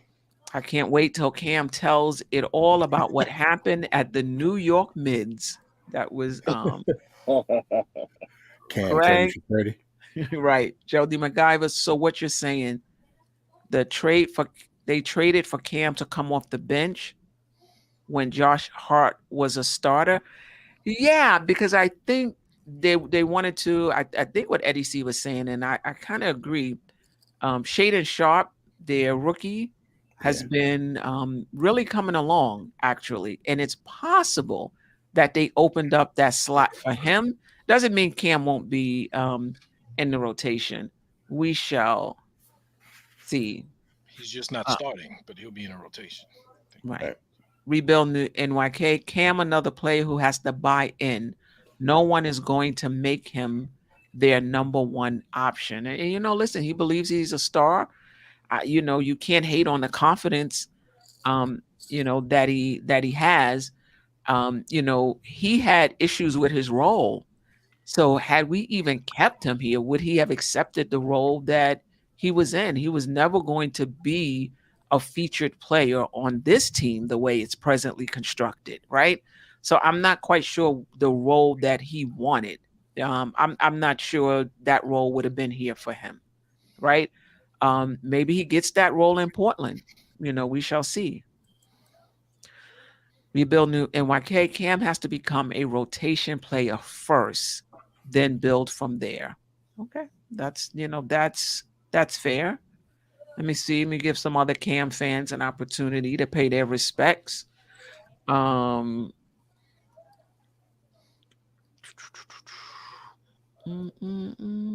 right. I think. How long you want, Steph? I'll jump in when I get home if you're still on about 30 minutes. Yeah, absolutely, Sim. Yeah, we'll probably be on. We got a few more segments, so come right on in. Trav B. Ryan, I appreciate you, my brother. Cam got to beat out Watson, and Watson has been playing really well in Portland. I'm not familiar with Watson. Yeah, which Watson is that? Watford. Is it Watford? Watford. Right. I think. Okay. Yes, I'm familiar. Yeah, he burned us in the summer league. Yes, he did. Hey, I just want to say to Trav, man, like I really like what he did on Ero's intro. Yes, that, to me is like such a bomb song. Like, that was such a phenomenal job, and I'm happy that Ero was able to get something like that, man. I listened to that. I listen to that all the time, man. I think it's so fire. That was a good one. That's like a song, like you release as a song. Right. I guess it was really good.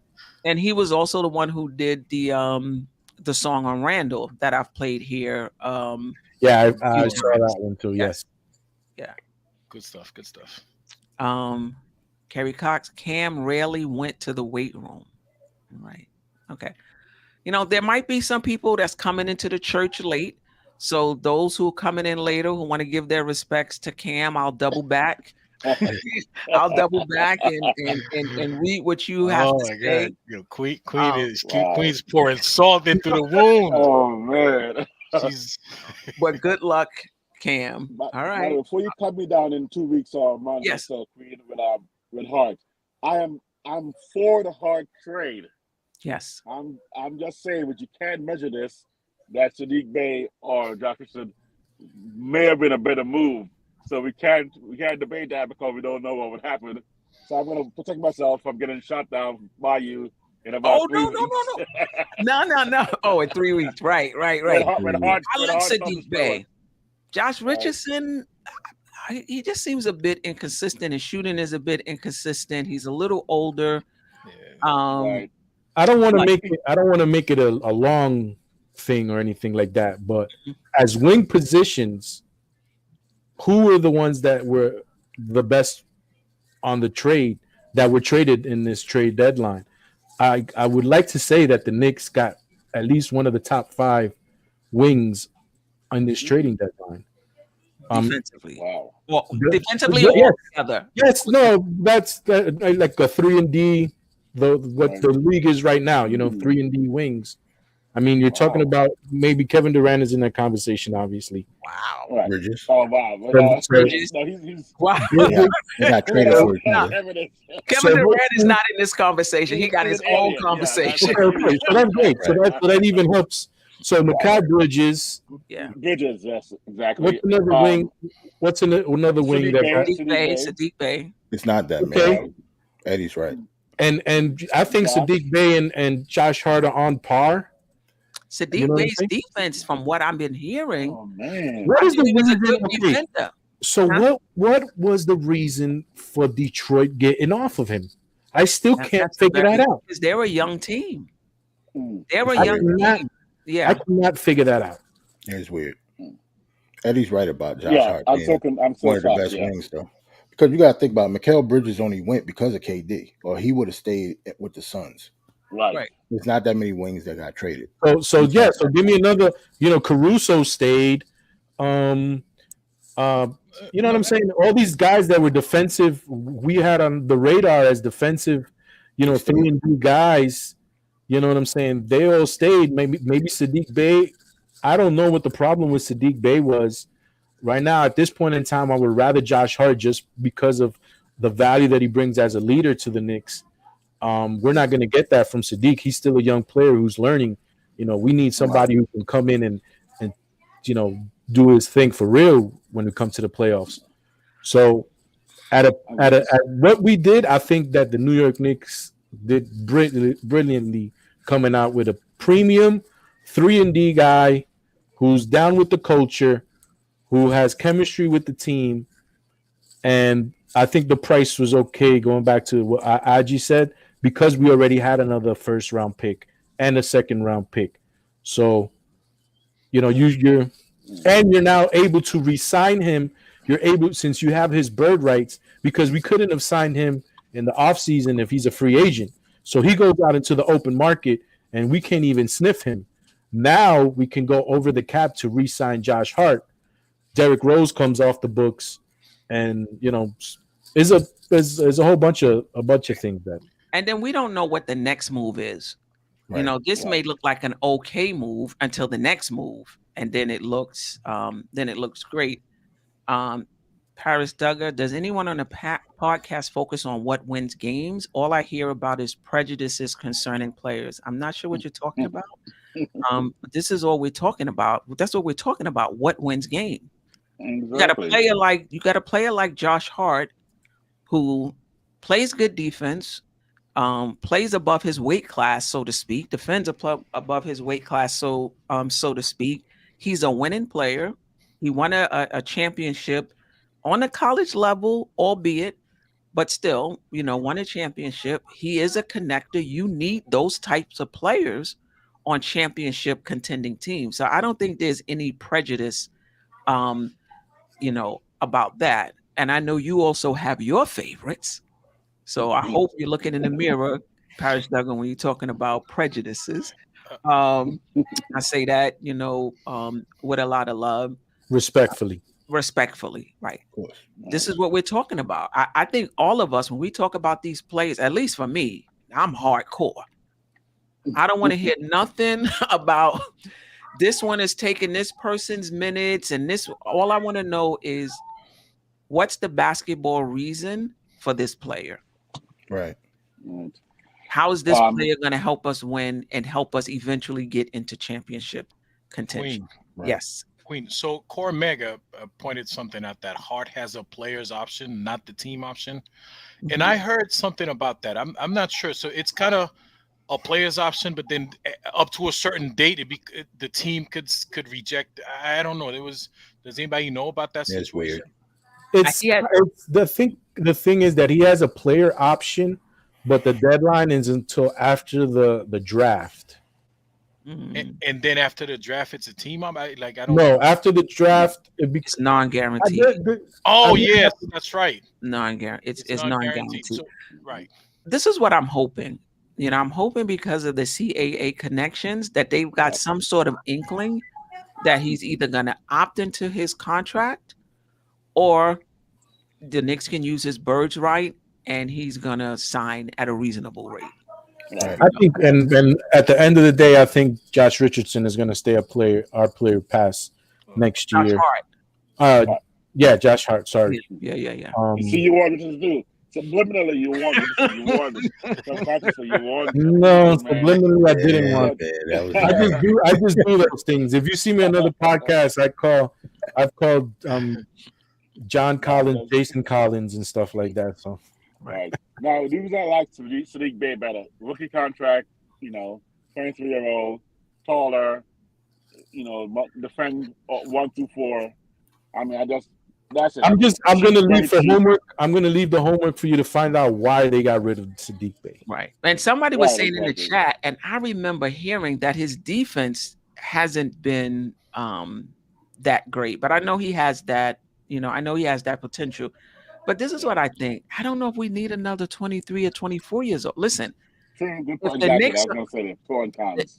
Knicks are transitioning towards, it may take us another year, 2-3 years being a championship contending team.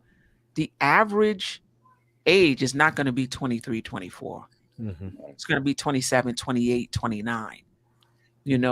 Even this year for the playoffs, we can talk about the seeding all we want. And people are like, oh, the Knicks are not a good enough team to get past the first. Yeah, because you got an average age of 24. You're going into the playoffs with all of these young kids. And then if we don't make it out of the first round, probably point at Brunson and Thibs and Randall, when in order to be successful, you got to have experience proven guys around those guys. Now, if you want to just say we're going to go and get our experience this year, okay, fine. But don't complain when we lose in the first round. Mm-hmm. Right.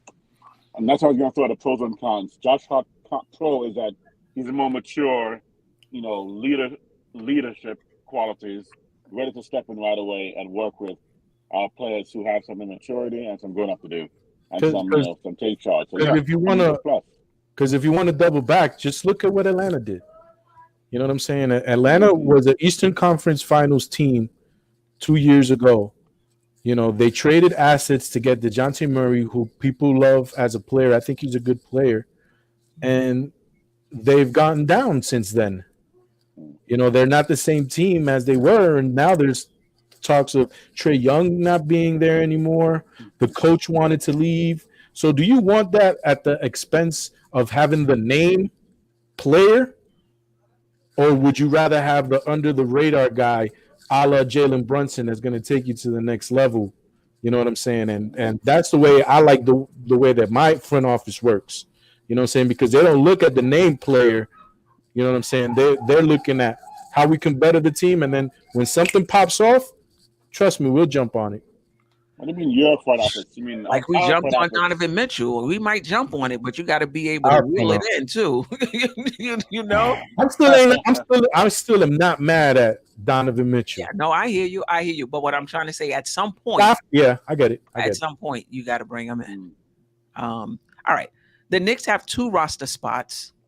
Are they going to bring in young players from the G League? There's a lot of buyout candidates. I'm going to read off some, but and just so I'll read them off first, and then you give me your thoughts of whether you think they should just avoid the buyout market altogether, just go with young players, give them an opportunity to see who could potentially be a rotation player down the line, or are there some buyout candidates who you think could help us once we get to the playoffs? All right, so I'm just going to read off.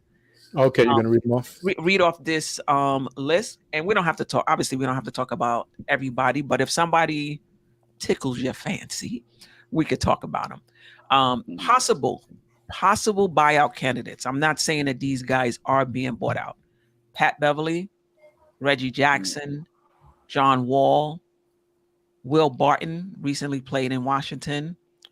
Russell Westbrook might be going to the Clippers. We'll see. Alec Burks, Terrence Ross, Norleans Noel, Rudy Gay, Danny Green, Kevin Love, Serge Ibaka, Dwayne Dedman, recently of Miami, Corey Joseph, George Hill. Again, I'm not saying these guys are being bought out, but there's reports that they may be bought out. Do you want the Knicks to dip into the buyout market, or do you want them to just sign some young G League end of the bench players and just see who might one day become a part of the rotation. Can I go first? Yes, absolutely. I would, if it was up to me, I would probably do the G League. Bring up Keels, let them see what the NBA is like. It'll be good for morale because we didn't have a rookie this year, so we can start, making those rooks get us donuts and stuff, and a little bit of haze, little bit of fun time, a little bit of fun time before we get to the nitty gritty.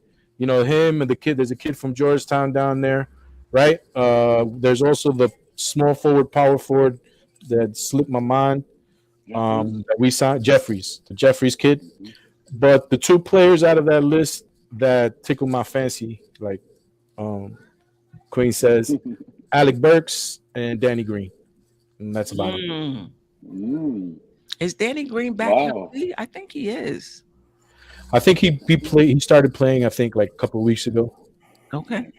I like the Keels aspect for the initiation purposes, because I'd love to have someone go get donuts for these guys and help them out. But that's the only factor. Other than that, I'm actually fine if they get no one and they play with a 12 deep bench, because they're not going to go beyond 9 anyway, maybe 10. Even with up by 40, 10 seconds left. Thibs going to be like, "Come on, guys, make sure finish the game strong." I'm just saying that's Thibs' mythology. I'm going to keep grinding RJ in there with Brunson, be like, "Okay, make sure this last play is good. We're up by 40, but they could come back, man." I'm messing with Thibs. I'm messing with Thibs, but so I think for the reasons what you just said, I'm okay with that. I'm okay with go for the G League goalies area. I'm okay with that. I don't see anybody in the buyout market that I'd really want to bring in chemistry-wise. Obviously, the first name that popped up, you're thinking you want a dog. Oh, man, do I want a dog in there that's going to come in there but may cause some trouble because he wants to fight all the time? You know what I'm talking about, right? A former Laker who just came back and he's just, oh, man. Initially, I would have last a month and a half ago, but now I think the chemistry is just right to keep us right there, that even keel, bringing a young cat like Keels and maybe Jeffries in. And let's just, play these, last 10, 11 players out. They stay healthy, we're good. We're good. Well, I'll go first. Next. I'm thinking, I don't know, like when it comes to vet and leadership and stuff, I'm looking for like stuff like that, like at the end of the bench that's not playing, like Derrick Rose.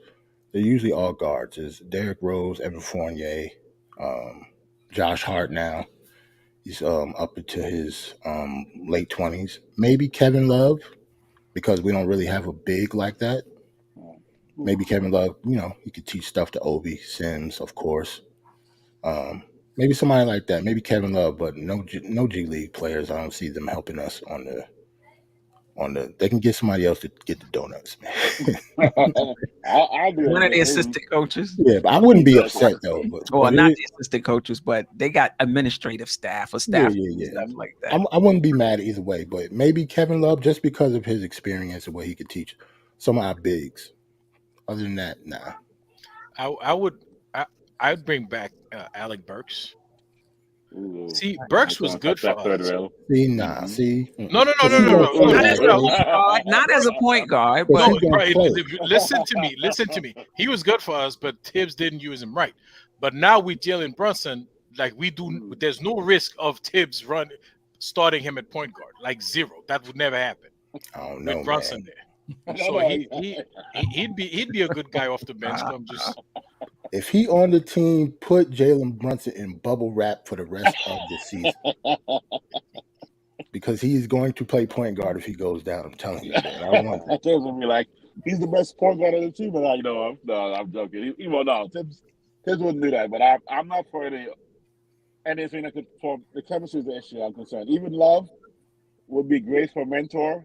But I think people still feel a little, want to defer to him a little bit. I'm like, it almost will feel a little disrespectful having Kevin Love be your 13th man, Yeah, I think he wants to play. Yeah, I think he wants to get a few minutes. Yeah, now he wants to play, and he would beat out Obi, I think. Just Okay. because his style, the 3-point shooting and the rebounding is at a higher, is at a higher level, unless they just decide that we need to keep him in the rotation, whether Kevin Love beats him out or not. Right. I actually would like them to go on the buyout market. I think that the Knicks are moving toward championship contention. We're not there yet, obviously, and that we're going to have to get some more veteran players on this team. And as much as it's going to hurt, we'll probably have another memorial. We're going to have to get off with some of these young guys at some point. I'm not saying we got to do it right now, but I think at some point, when you look at these championship contending teams, they may have in the rotation I'm talking about, they may have, young players at the end of their bench that's not playing. But in the rotation, 1, maybe 2. I don't know if there's any first or second year players in these championship contending rotations. Like Maxey is in Philly's rotation. He's a third year player. So we're not there yet. We're not there yet. But we're gonna get there. And when we get there, who's going to be in that rotation? Which of these young guys are going to be in the rotation? It's not going to be many left. All of that being said, I would like to see going into the playoffs some more veterans on this team. I think we're underestimating what it's going to take in the playoffs to win games. It's a different ball game. And even if they're not playing, like say, for example, we just roll with our same rotation, we get to the playoffs, we hit a buzzsaw. Pat Bev has been there before. Exactly. I know. He's been there before. So I'm not saying you have to take, McBride out of the rotation for Pat Bev. Maybe he's super situational. Now, I don't know if he would go for this though. Maybe he's super situational. But then in the playoffs, if somebody is really not performing, maybe you got to bring him in. So I like Pat Bev, and I do like Kevin Love. I just feel like behind Randall and Obi, there is no other power forward. We got to play Sims. Yep. And Sims doesn't shoot the ball. He's not stretching, the defense at all. So if Randall gets hurt, who? That's the only position I think that's only too deep. I don't think Randall can get hurt. Iron Man. You didn't see Sims three-quarter court shot last game? It hit the rim, man. He was almost got a 3-pointer. It hit the rim, man. It almost went in. I saw that. And he was confident too. He was shocked he missed it. I think he's a logo man. I think Sims is a logo man on the cover right now. Give him a chance, man. Right. Well, I didn't say Serge Ibaka. Did I say Serge Ibaka? I did say Serge. No, Ibaka, please. Okay. I'd rather love than Serge. Actually, I'd rather love than Serge. He is washed. Oh man. But actually, he's been the washed. What Queen is talking about, the need, I think he can fill that need. Where he steps in just for the moment to let the young guys calm down and see. Okay, this is what a pro does. This is what a vet does. Like even Pat Bev. Pat Bev walks in there, and just 2 minutes of watching his attitude and the way he plays, you just go, oh, okay, let me calm down. I think I got it. And that stress and excitement and adrenaline rush over the playoffs, I think Pat Bev and Serge and those guys who've been there enough, Kevin obviously will have it as well, can give guys a perspective of going, guys, it's basketball. Let's go out there and play the way we know. And then they'll be like, oh, okay. It's not, I know the spotlight's on us, and it's a psychological thing. It's a mental game that takes you to the next level. So I know what you mean, Queen, and I understand the need for that in a playoff with these young cats. And I think Pat Bev would be great for McBride. Oh man, he would be great for McBride. The only thing is, I think Pat Bev still wants to play, so I don't really see him. The only reason he comes here is the Knicks tell him that he's going to play. I don't see him coming and just sitting on the bench when he can go somewhere else. Oh man. Boston Celtics average age is 25.8. Yeah, but They what's their 25 average? hours. Right. What's their experience though? Those Right, guys, exactly. Jaylen Brown is young. He's experienced though. Same thing with Tatum. He's young. He's experienced. So that's a different 25.8. Same thing with Marcus Smart. That's a different 25.8. We got McBride, who's 24. We got Obi, who's 24, 25. Those guys don't really have that type of experience in the sense of being in wars, being in, tough games, being in, that type of experience. So it's a little different. This is why I think Boston is set up for a long time. They're a young team. Their championship window was open, and they're young. Right. And that's the same thing with Philly. With Embiid, he's pretty young, and he has experience, and he's still young. We don't have that. Yeah, we don't have that. Nick Yak, we have only 2 real forwards on the team, and Obi and Randall. Yeah, I mean, thank goodness that Randall has been an Iron Man. Remember when Obi went out, we had to go with RJ at the 4. We played Obi and Sims, together. I'm not sure who the 4 was, but we played them together. Listen, look at where we are. We had to play a few games without Brunson. We had to play a few games without RJ. We had to play a few games without Obi Toppin. I know some people be like, what are you talking about? You had to play a few games without, and we're still playing a few games without Mitchell Robinson, and we're still right there in the 6th seed, close to the 6th seed, percentage points away from the 6th seed. All right. Let's bring in the man of the hour. Mr. Simeon. Stim don't even like that attention like that. Look at him blushing. Oh yeah. How you doing, Sim? Welcome. Good. I'm good. Glad to be able to join. Yes, yeah. Glad to have you. Just your initial thoughts on Josh Hart, and that he might be playing the 3 positions. Some people are very upset that the Knicks I shouldn't say very upset. Don't like the fact that the Knicks brought in another 6'4" player. He is 6'4", but I think he plays bigger than that. I mean, he averages 8 rebounds a game. Right. So I think, the way that he can play defense, the way that he can rebound the ball, and I think it's the energy, you know what I mean? The energy, the defense, the hustle, like that kind of a guy. I think it'll outweigh the height differential. You know what I mean?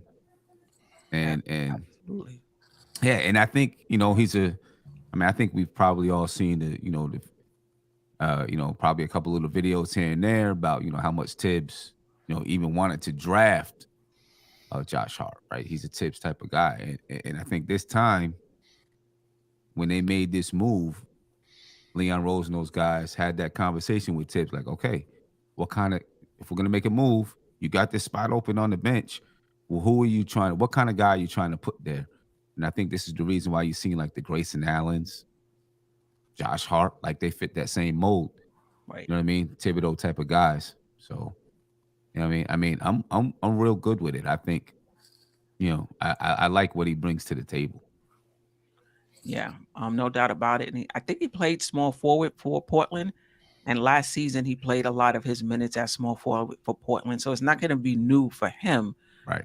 Playing taller guys, 6'8", 6'9" wingspan, like we talked about. He's a winner. And I know that's overused, but he really is. And he's a connector too. Like this is in my opinion, a high level glue guy. Yeah. He's going to rebound. He's going to pass the ball as well. He finishes at the rim. We talked about this 70% finishing at the rim, where he takes most of his shots, and he just knows how to play. It's just so good to have guys who just know how to play the game of basketball. Right. And he's one of them. And what he does is not going to always come up in the stat sheet. I said we'll reconvene here in 2 to 3 weeks, and people be changing their tune about Josh Hart. I hated it. I hated it. I wanted them to trade with the Magic for Bobo, so he could put him at the 3 for Bobo. But you know, nobody. Oh, come on, man! This is a joke. I was about to say I had no interest in Bobo. I was about to say I really had no interest in Bobo. Are you changing your tune? Like, what's man? I'm just playing around, man. I'm just playing around because they came in late. You know what I'm saying? So I had to hit him with the curveball. But me too, I love. I'm actually over. I'm above and beyond ecstatic that we got Hart. Like, you know, people say that they like him, they this and that, and I put him on par as we got Brunson. They're going to do totally different things, but they're going to be as good in their roles. Josh Hart to like what Jalen Brunson does for us. Okay, I'm saying that we're going to start I get what you're saying. Yep. I say that we'll start him. We'll put Grimes on the bench, and we're going to strengthen our bench that way. And yeah, I think he's going to be phenomenal for us. You think he's going to start? I would start him. Eventually. I would start him because I think he brings leadership. I think he's a voice for the starting unit. He can help Jalen Brunson. I think he's somebody that Julius Randle would listen to. And that's something that Quentin Grimes is just not equipped to do yet. Like, I love Quentin Grimes, but he's just not equipped to have that voice in the starting unit as yet. And I also want to I don't want him to get injured. You know what I'm saying? Grimes. So I would like to tone it down a notch because I already seen what he can do. It's not like I don't know who he is, what he is. And he helps the bench now instead of having just a 6-man team like we had for the past 3 weeks to a month. Now Quentin Grimes can be that 7th guy on the bench that we can go and put into the game and stuff like that. But I also said before, I wouldn't be mad at whatever decision Thibodeau makes. I would start Josh Hart, though. Yeah, I think if he does end up starting, I don't think you see it right away, right? I think, you know, you're going to get him in here, you know, try to let him get, you know, used to the system that you have. Like, you know, I mean, if that's Kevin Durant, obviously you're going to start him right away. But I think, you know, with someone like Josh Hart, you get him in, let him figure out what's going on with everybody, and then take it from there. I think, and I actually thought this with anyone, whether it was OG Anunoby or whoever, you know, if you didn't trade a starter, I felt like any of those guys, Thibodeau, in my opinion, would have been like, hey, for this season, come off the bench. When training camp starts next year, we'll figure it out. You know what I'm saying? Unless it was like a superstar. You know, just because, I mean, you got something going, you got some kind of chemistry. And then if you still got that group intact, why change that chemistry? You know what I mean? But, you know, we'll see. We'll see where he goes with it. I'll say this, whether or not he starts as season goes on, he'll get some playing time down the stretch. And he'll get some playing time with the starting group too. Yep. I think so too. I think he's going to close. Yeah. I'm not worried about him starting, really. I'm worried about him closing. Right. Let me get to the super chat. We'll talk more about that. Shout out to Paris Tucker. Appreciate the super chat. Time to confront the league about our officiating. Where'd that come from, Paris? Right. Let me say something about officiating, though. You guys haven't seen bad officiating until you've gone to some high school games. Oh, yeah. Okay. So let me just tell you, I just came from one, right? And the team that we were playing, they went on an 18-0 run in the third quarter. Don't get fined, Sim. Don't get fined. They're gonna watch this. Right. Like, I can tell they screwed you over today. So listen, at halftime, after the half, we were up 13. We didn't score a point in the third quarter. At halftime, the refs came and said, "Oh, you know, we're gonna call it tighter." My team is based on aggression. That's how we play. So I automatically knew this is going to benefit them, right? Halfway through the third quarter, we hadn't scored a point. They scored like 9 points, all free throws, right? And not even that they were in the act of shooting. We got in the bonus early because this is just how we play, right? So we don't score a point in the third quarter. In the fourth quarter, we come out 3 steals in a row. We tie it up, take the lead back, and then we get a play. We're up. No, it's tied 35-35, right? My girl steps in, takes the charge. The referee calls an offensive foul. The ball goes in. Now, he blew the whistle before she even let go of the ball. The ball goes in. He tells the table. So it counts? He tells the table that it counts. Oh, he's starting to fight. Right? So where do they do that at? like there's a timeout. I'm talking to the team. Right? My assistant coach is at the table. He comes back and says, hey, they're counting it. So they're before they can throw, they're getting ready to throw the ball in, right? And I'm yelling, screaming, hollering, timeout, right? Because I save all my timeouts to the end. I try not to use them if I don't have to. I try to save them all to the fourth quarter. And I call a timeout, and he comes over, and I'm yelling. I thought I was gonna get a tech. I'm like, how can you count?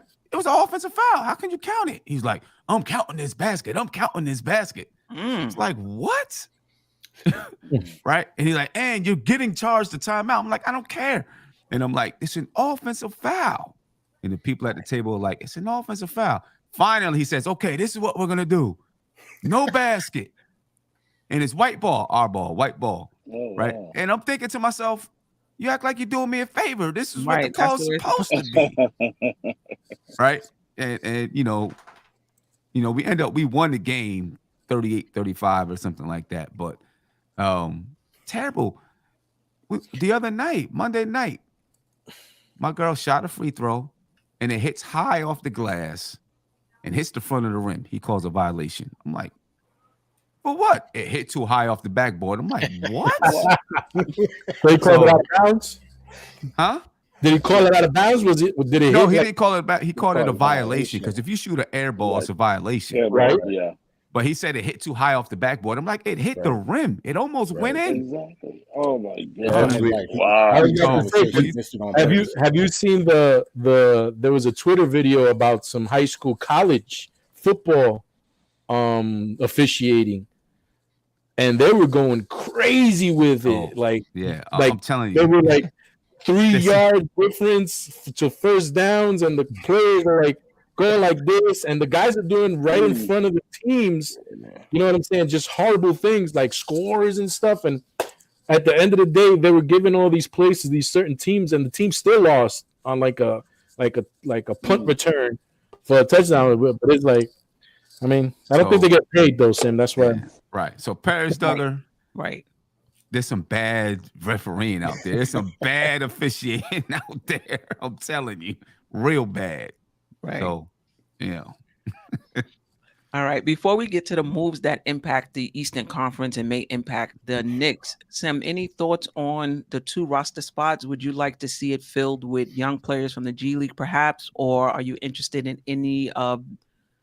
I'll mention some of these buyout candidates: Pat Bev, John Wall, Will Barton, Russell Westbrook, John Wall, Alec Burke, Rudy Gay, Kevin Love, Ibaka. Or would you just want them to fill it with young guys? Maybe Serge Ibaka. What? Right? Maybe Serge Ibaka.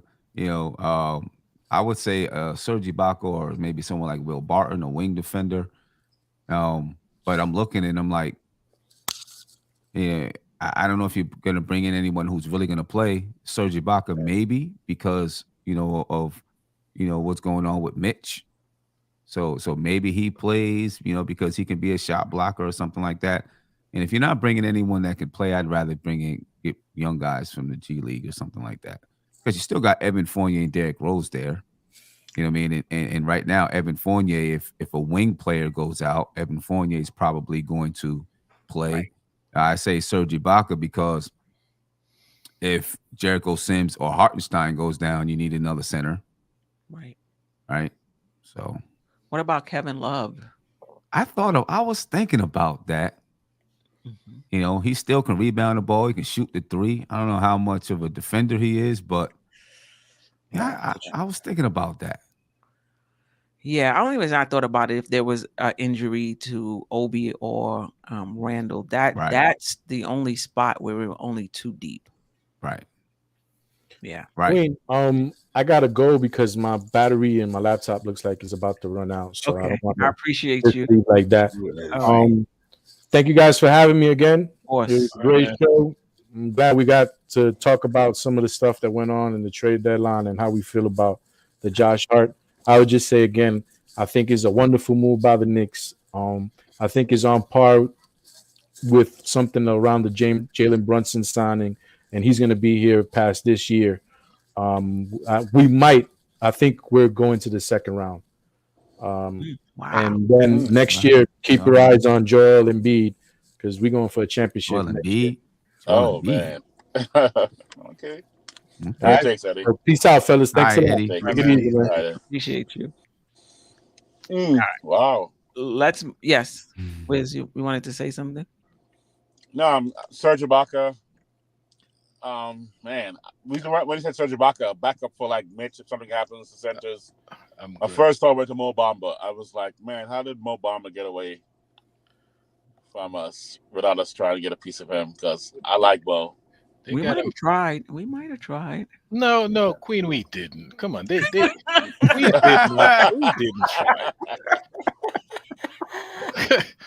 Mo Bamba went for Pat Bev in second round picks. I know. We didn't even call them. We didn't try.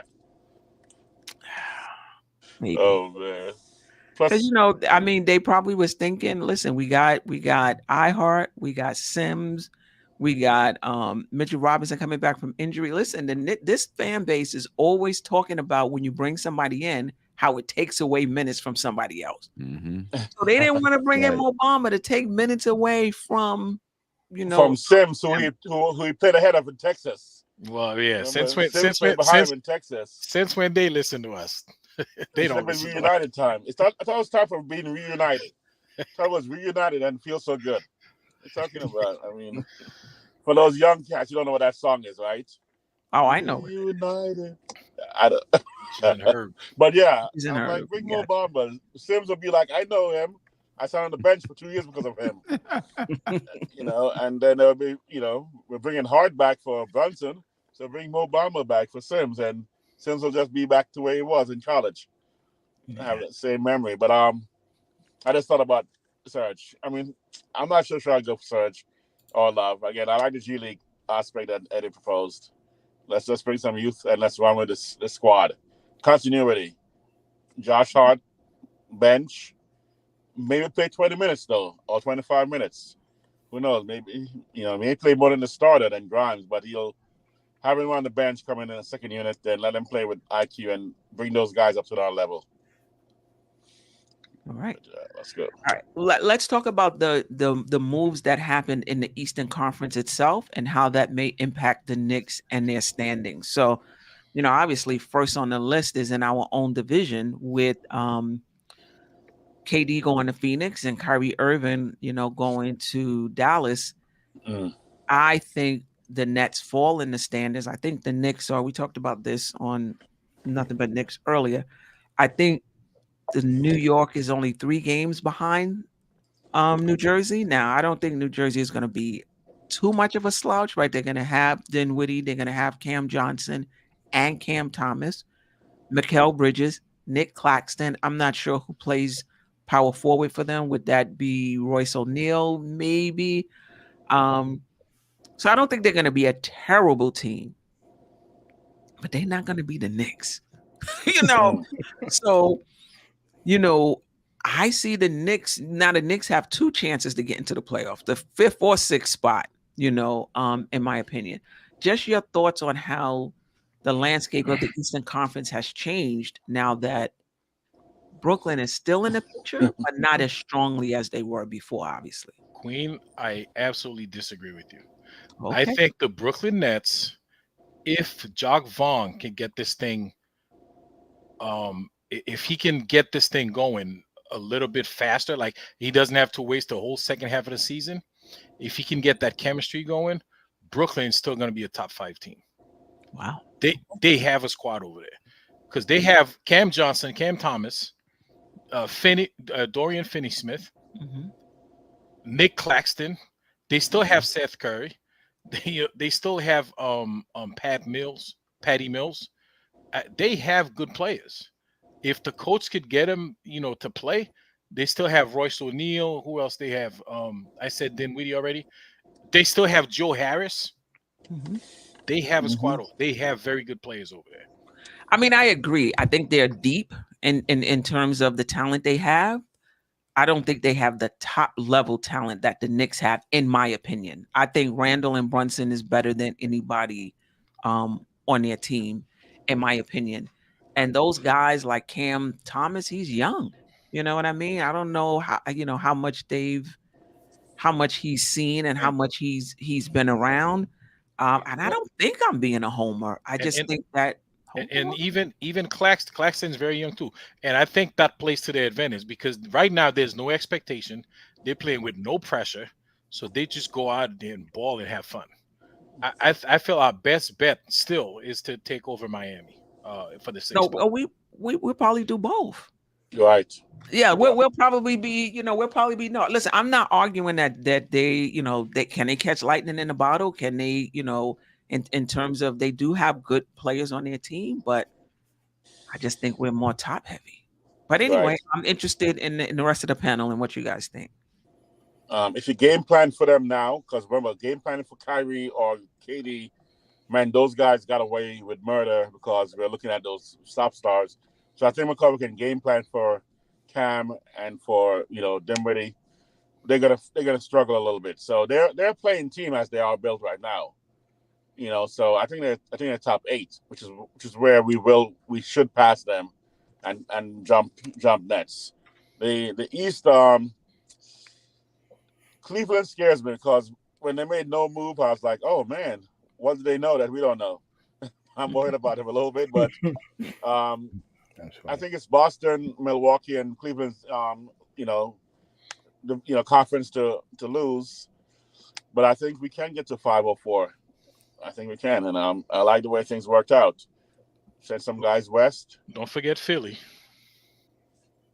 Oh man, I'm not scared of Philly. You know that? I'm just not afraid of that because I think they're self-employed. I think Harden and Embiid. Yeah, you're not scared of them, but they're gonna end up with a better record than the Knicks. It's not, Right. Same with Cleveland. That's true. I guess they could. I mean, I'm trying to see if we can catch either of those teams. But because I'm writing off Philly as just not even top 3 in my mind. I think Cleveland's better than them, even though they're younger. But all because of their youth and their newness. But Cleveland as a team, I think, is going to surpass Philly. I just feel it. I mean, again, Embiid is a crazy freak of nature, but something about Don't forget his Harden. style. Yeah, I just don't trust them. Something's wrong with Embiid, man. I know. A big man not supposed to play like that.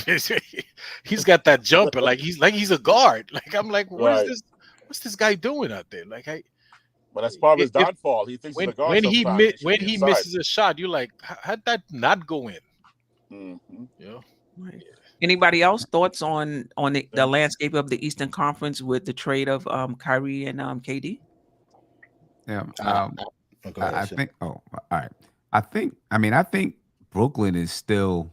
I think they do have a lot of talent over there, right? And some guys that can play.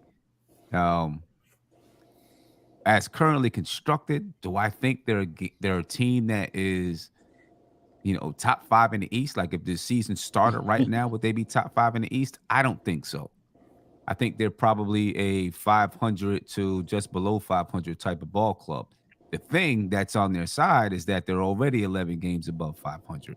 So if they play 500 ball, they'll continue to be, 10, 11 games above 500. If they're just, a couple of games below 500 from now to the rest of the season, they'll have a chance to stay in that 5th seed if they play 500 basketball. I think they'll drop a little bit, But and so they'll be in this battle. I think it'll be a battle between Brooklyn, Miami, and the Knicks between that 5th, 6th, and 7th seed, because I do think they're going to drop some. They may get a little, right off the bat, because it's new, everyone's together. Win a few games, but I think eventually teams are going to figure out who they are and what they do, and then that's when the real basketball starts to get played. That's where I think they are, but I think it does give the Knicks a chance to be able to move up. With the addition of Josh Hart, you don't really break up any chemistry. He's a chemistry guy. He's a glue guy, so he's going to be able to fit into to what you're doing easily. You know what I mean? So I think that is something that I think can elevate the Knicks, and they could possibly move up to that top, to that 5th seed. Yeah, you bring up a good point. With KD and Kyrie, they have a lead. Right. It's just like when you're doing a relay race, you let somebody get a little lead. Right. You playing at a disadvantage. So that's a good point, that they're already 10, 11 games over 500. So they don't even have to play 500 basketball. If they play close to it. I didn't think of that. Yeah. So in that respect, yes. But if we were coming from scratch, right, equal, in my opinion, the Knicks would have better record. But they got a head start. So we'll see. The Knicks right now, if I'm not mistaken, percentage points behind Miami. Yep. I don't know if Miami played tonight. Anybody else want to go ahead? The Knicks are actually a half game behind Miami now, because they did play tonight. Right. Yeah.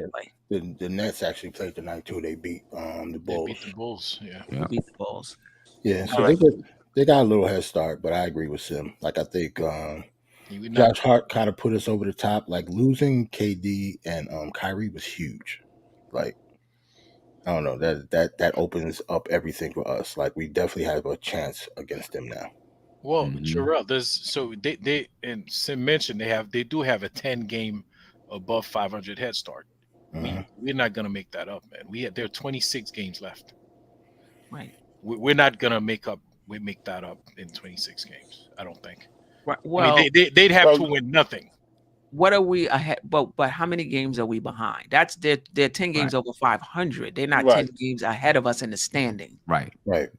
We're 4 games behind. 4 games behind. Right. 4 games. Right. 4 in the last 3 in the win column. No, actually, 4. Yeah, 4 no win. So we 3 games behind them, really. So if we go 15 and 11, which are 6 games left, and they go 500. Then they still ahead of us by 2 games. So they gotta go below 500 for us. Below 500. 15-11 is like where we are right now, 535 record. So the Knicks got to do their job and beat them. Yep. Right. So we got to go like 17 and 9. Right. To make a break, and they go 13 or 500 or a little bit below 500 for us to catch up past them. Right. And I think head to head they got us beat right now. The Knicks got to beat them, right? If the Knicks, I think they play them twice more, right? If they beat them twice, we play them Monday too. We play them Tuesday or right? Monday, right? Then you can gain games on them, right? By beating them, right? Boston didn't do much. They signed Muscala, who I believe is a center. They traded for Muscala, who I believe is a center. I don't think that changes our relationship to them. They're still the number 1 team, but I will say that Jaylen Brown has a facial fracture. Yep. He's out through the All-Star game, maybe even more. It remains to be seen. Maybe they drop a little. So more than Muscala, the center, that could potentially have an impact on the standings.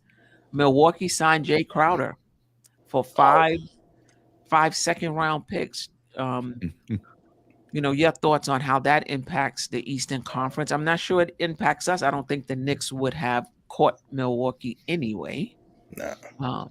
No way. Right. Yeah, that doesn't really impact us, just because it'll impact us if we have to play them in a 7-game series. Obviously, exactly. That's what I was gonna say. We got to play them. That's where. Not in terms of. That's true. Yeah, that's not in terms of record right now. We're not going to catch them regardless. Right. But that's a good point, because Crowder, if he's anything like he was when we last saw him, could guard Randall. I don't you know, how effective he'll be, you know, what having, given how Randall has been playing as of late. But they do have somebody they can put on him other than Giannis. Actually, they still got Bobby Portis too, and they got Bobby Portis as well. Now, Philadelphia signed traded for Jalen McDaniels from Charlotte, and they traded Matisse Thybulle, if I'm not mistaken, who's in Portland right now. So that gives them another long, lengthier wing who can defend and also give them some, you know, some offense.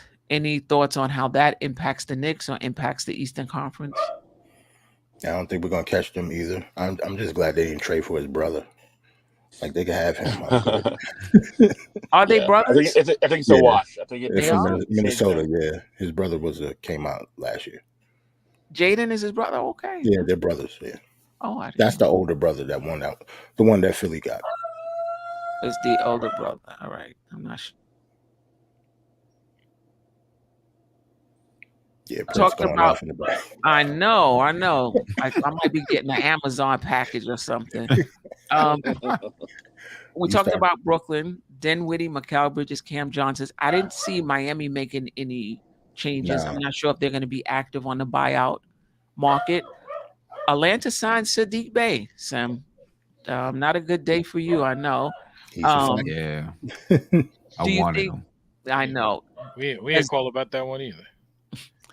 Does that how much does that help Atlanta? How far, those who are looking at the standings, where is Atlanta in the conference, and how far behind us are they? And they does that 2.5 games behind us? Yeah. Right. Yep. They're right on the 7th. They're 8th spot, but 2.5 games behind us. 2.5 games. 2 games behind us. Right. They're 500, 20, 28. We're 30 and 26. Okay. Oh yeah, they played tonight. Right. They won tonight. Yeah. Okay. Yeah, that's right. 20 and 28. Does Saddiq Bey help them that much that you think that they could catch the Knicks? That's something the Knicks should be, you know, is that a significant upgrade for them? And how does that impact the Knicks in the Eastern Conference? Nah, I like them, but I don't see if it's like not affect us like that. No, I'm not. Yeah, I don't think that's a significant upgrade for them. I think Miami losing Mo Bamba affects them more than Saddiq Bey going to Atlanta. So I don't think Atlanta's going to get any more, you know, no better or worse off as far as against us. Where Miami may have a slight challenge because Mo was tough to play against. So I think he was in Orlando. Be about the same. Mo was in Orlando. Yeah, he was in Orlando. Oh, sorry. Of course, I knew that. That's to see if you guys remember. It's all good. After 11 o'clock, man, you never know what's gonna happen. Right. So I'm in the West Coast. It's 8:30, but I didn't sleep last night because I was watching the daggone everything. And Queen came on this morning early, and I'm like, and then she came back on again with Andy in the afternoon. So I was gonna try to take an afternoon nap. And she comes on again with Andy. I gotta watch. I can't not watch Queen. And then I'm back again. So I haven't slept in the past 24 hours. I've been on the phone with Leon Rose and Dolan trying to get a deal done. It never happened. Now, but I will say this. You know, the same thing we're saying about Saddiq Bey. We don't think he's going to make that much of a difference on that team. People could be saying the same thing about Josh Hart for us. Yeah, you know, he could. Is he one of those Josh Hart type guys where a lot of what he does doesn't show up in the stat sheet? I say no. I don't. I say no. I think he's a strictly 3-and-D guy. His D has been questionable. I think with Josh Hart, he's a 3 guy. I think with Josh Hart, there's some things that's not going to show up in the in the box score. Right. And you know, you have the connection with Jalen Brunson with Josh Hart. You know, that you know, so there's already a little bit of chemistry there. So, you know, I think, you know, the fit makes a lot of sense. And then what you already have, you know, he, you know, fits into what you're already doing, and he's a Thibodeau type of guy. So I think all of those things really help does kind of help embellish it. I'm not sure if there's anything going on like that with no. with You Atlanta. saw as the deep Jalen. you know? You saw his Brunson's response when he found out the news. Right. Yeah. Man. And one thing we haven't said about Josh Hart, he's a CAA guy too. So he's a CAA guy. Exactly. So relationships are there. You know what I'm saying? I hope that helps us sign him. Yeah. Yep. Aaron Mintz, right? Aaron Mintz, I think, is his agent. Yep. It will help in signing him. I think we're going to re-sign him. I don't think we do this deal without thinking that we're going to re-sign him. Right. Either he opts in or signs for reasonable. It's a weird contract. I've never seen it. I've never seen that before. So yeah. He's got it by June 25th. He has to opt in, and then the Knicks also have to opt in. We talked about that earlier. That's what we were saying. It doesn't really make sense to me. I don't get it. Yeah. Like he get that But contract. Brunson responded like, what's that? Right. I don't get it. Yeah, Brunson responded today like the girls used to respond with Ice the Mountain back in the day. They were like, they were so excited. I'm like, JJ, we're talking about JJ was like, what type of contract we're talking? We're talking about Josh Hart's contract where both parties have to opt in, basically. All right. The only other trade of significance was Toronto picked up the center from San Antonio, Jacob. Is it Portal? Pirtle. Toronto is so far gone, but it wouldn't be the first time I've seen a team after the All-Star break make a run. I think, are they in the 12th spot? 10th spot. Yep. 10. Yeah. They're in the 10th spot. Yep. How many? 26 and 30. 4 games on the 500. We got to win games. And they're 4 games behind the Knicks? Yep. Yes. Oh, yeah. Ain't no rest for the weary right now. Like, this is going to be a race to the end, basically. Yeah, it is. Oh, yeah. Oh, yeah. Yeah, it is. Because, they're probably looking like, okay, Brooklyn is dropping out. Right. They're looking at it that way and probably, or hoping that Brooklyn is going to drop. Although, they might stay there or, still be in this top 10. But they're probably looking at the East like, it's Boston, Milwaukee, and Philadelphia is the cream of the crop. Everything else is wide open. So they might be like, okay, we'll make a run at this play-in this year. Maybe we'll get a little bit higher, but then next year, all of these teams going to be thinking they can get right into the mix and be in the top 4 or 5 team. Right. Yeah, I think 6 through 12 is going to be in contention. Are those guys out of it? 11 and 12? No. Yeah. Pacers are 5 games. Like there's 5 games. Right. So 6 through 12. So the Knicks are going to have to win it out, and the Knicks have a tough schedule. Yeah. There's not going to be any gimmies. It could be a lot of turnover in the standings 6 through 12, basically. And head to head, Toronto got us beat head to head. That's true. No, we cannot tie with them. You're right. No. We cannot tie. So we gotta look at the in-conference and head-to-head competition because tiebreakers are gonna be our downfall if we don't step it up. Brooklyn's got us head-to-head. Jeez. Right. And I think the last one is Indiana with Jordan. How do you pronounce that? Nwora, George Hill, and Serge Ibaka from, I believe this is Milwaukee. Oh, That's Jordan Nora. Yeah. And I believe Ibaka's going to be, there's been reports. Oh, and James Wiseman went to Detroit. James Wiseman went to Detroit. Yes, he did. I'm just thinking that Detroit is not in the Eastern Conference picture, but you're right. They did. Damn, Queen. They're so bad they fell out of the conference. They just fell off. They're in the G League. They bottomed out. Okay. Salute Sean Kearns. Come to the party anytime. Shout out to Paris Duggar. They say Philly got a rough game tomorrow night. Yeah. I always say this, I know some have said this a lot too, that it's hard to beat, a team twice in a row, especially a team of Philly's caliber when you're playing them so close Yep. We just played them 3 games ago, or something, something like that. And we're playing them in Philadelphia. Right. Is Josh Hart playing? That's what I want to know. If it's up to Thibs, remember Rose? Oh, Rose Right. came straight out the ambulance and he Right. went straight into the He threw him in Jersey as soon as he got off there. Yep. Lace him up. Played like 22 minutes or something. Lace him up. Like 40-something years old. Gave him over 20 minutes straight out the gate. Right. So he might be playing. The Knicks 10 minutes ago put out a tweet. Welcome to the squad, Josh Hart. So it must be everything must be official. Nice. He's playing. Yeah. Plus, it's Philly. I mean, Villanova. Right. You know, Yeah. we reunited the Brunson in Villanova in Philadelphia. I mean, Brunson was just everything there set up today. perfectly for him to get on that court to a standing ovation. Yeah. Yeah. Anything we did not talk about tonight that you want to talk about? Sim, anything you want to weigh on? We gave our final thoughts and we did a memorial from Cam for those who wanted to give pay their respects to Cam. So I just think it's funny that Kevin Knox and Cam Reddish end up in Portland together. Yep. I think the same that's squad. that's right. Wait, so I thought they moved Kevin Knox to Golden State. Oh, did they? That's right. No. They did. Did they move to Golden State? No. Or did it go from the Warriors to the Warriors moved them to Portland? Right, to Portland. Yeah. So they're both in Portland right now. Yep. That's terrible. We can't even keep track of Kevin Knox anymore.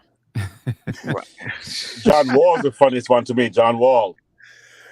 John Wall went back to Houston. He's not playing. He's not playing. But they already, from what I understand, I read that they've already notified him that they're gonna release him. Right. Yeah, they got it. Right. Yeah. You want to pick him up? No. I know. Yeah, we didn't mention John Wall being a buyout option. I thought I mentioned him. But maybe I did. Nobody mentioned. I don't think nobody said anything about John Wall. Yeah. I can't even Fans know anyway. We good. I'm good. I can't think of a place where he'd be going. Yeah. I can see maybe Miami. I can maybe see Miami. Maybe Miami. What about Russell Westbrook? Where do y'all think he's going? I'm gonna guess the Clippers. Going back home. Yeah, going to the Clippers. That way he could stay. Yeah. Yeah, that's what I would guess. And I'm trying to think if there's anybody on the buyout market that if Miami would get. Remember, Miami didn't make any moves as far as I remember that can change things. I can see Russ going there too. I didn't mean cut you off. I can see Russ going to Miami also. Yeah. Yep. Yeah. I can see him going there. Yep. You know, I like Will Barton. How old is Will Barton? I like Will Barton too. Yeah, I wouldn't mind Will Barton. I really do like Will Barton. Is he really that old? How old is Will Barton? Oh, I don't know. Is he 30? He's 30. He's in his 30s. Is he like early 30s, like 32, or is he like 36? It's early. I like Will Barton. You talk about some height. 32 years old. 30. That's nothing in today's NBA. In today's NBA. You put the little caveat there. In today's NBA. Yeah, he's 32. Yeah, I want I like Will Barton. Oh, so y'all don't want Grimes to play at all now? Like he done. Like, he went from we went from praising Grimes to we just want him to just be situational. Then Will Barton coming in. You think so? I mean, Will Barton wasn't playing in Washington.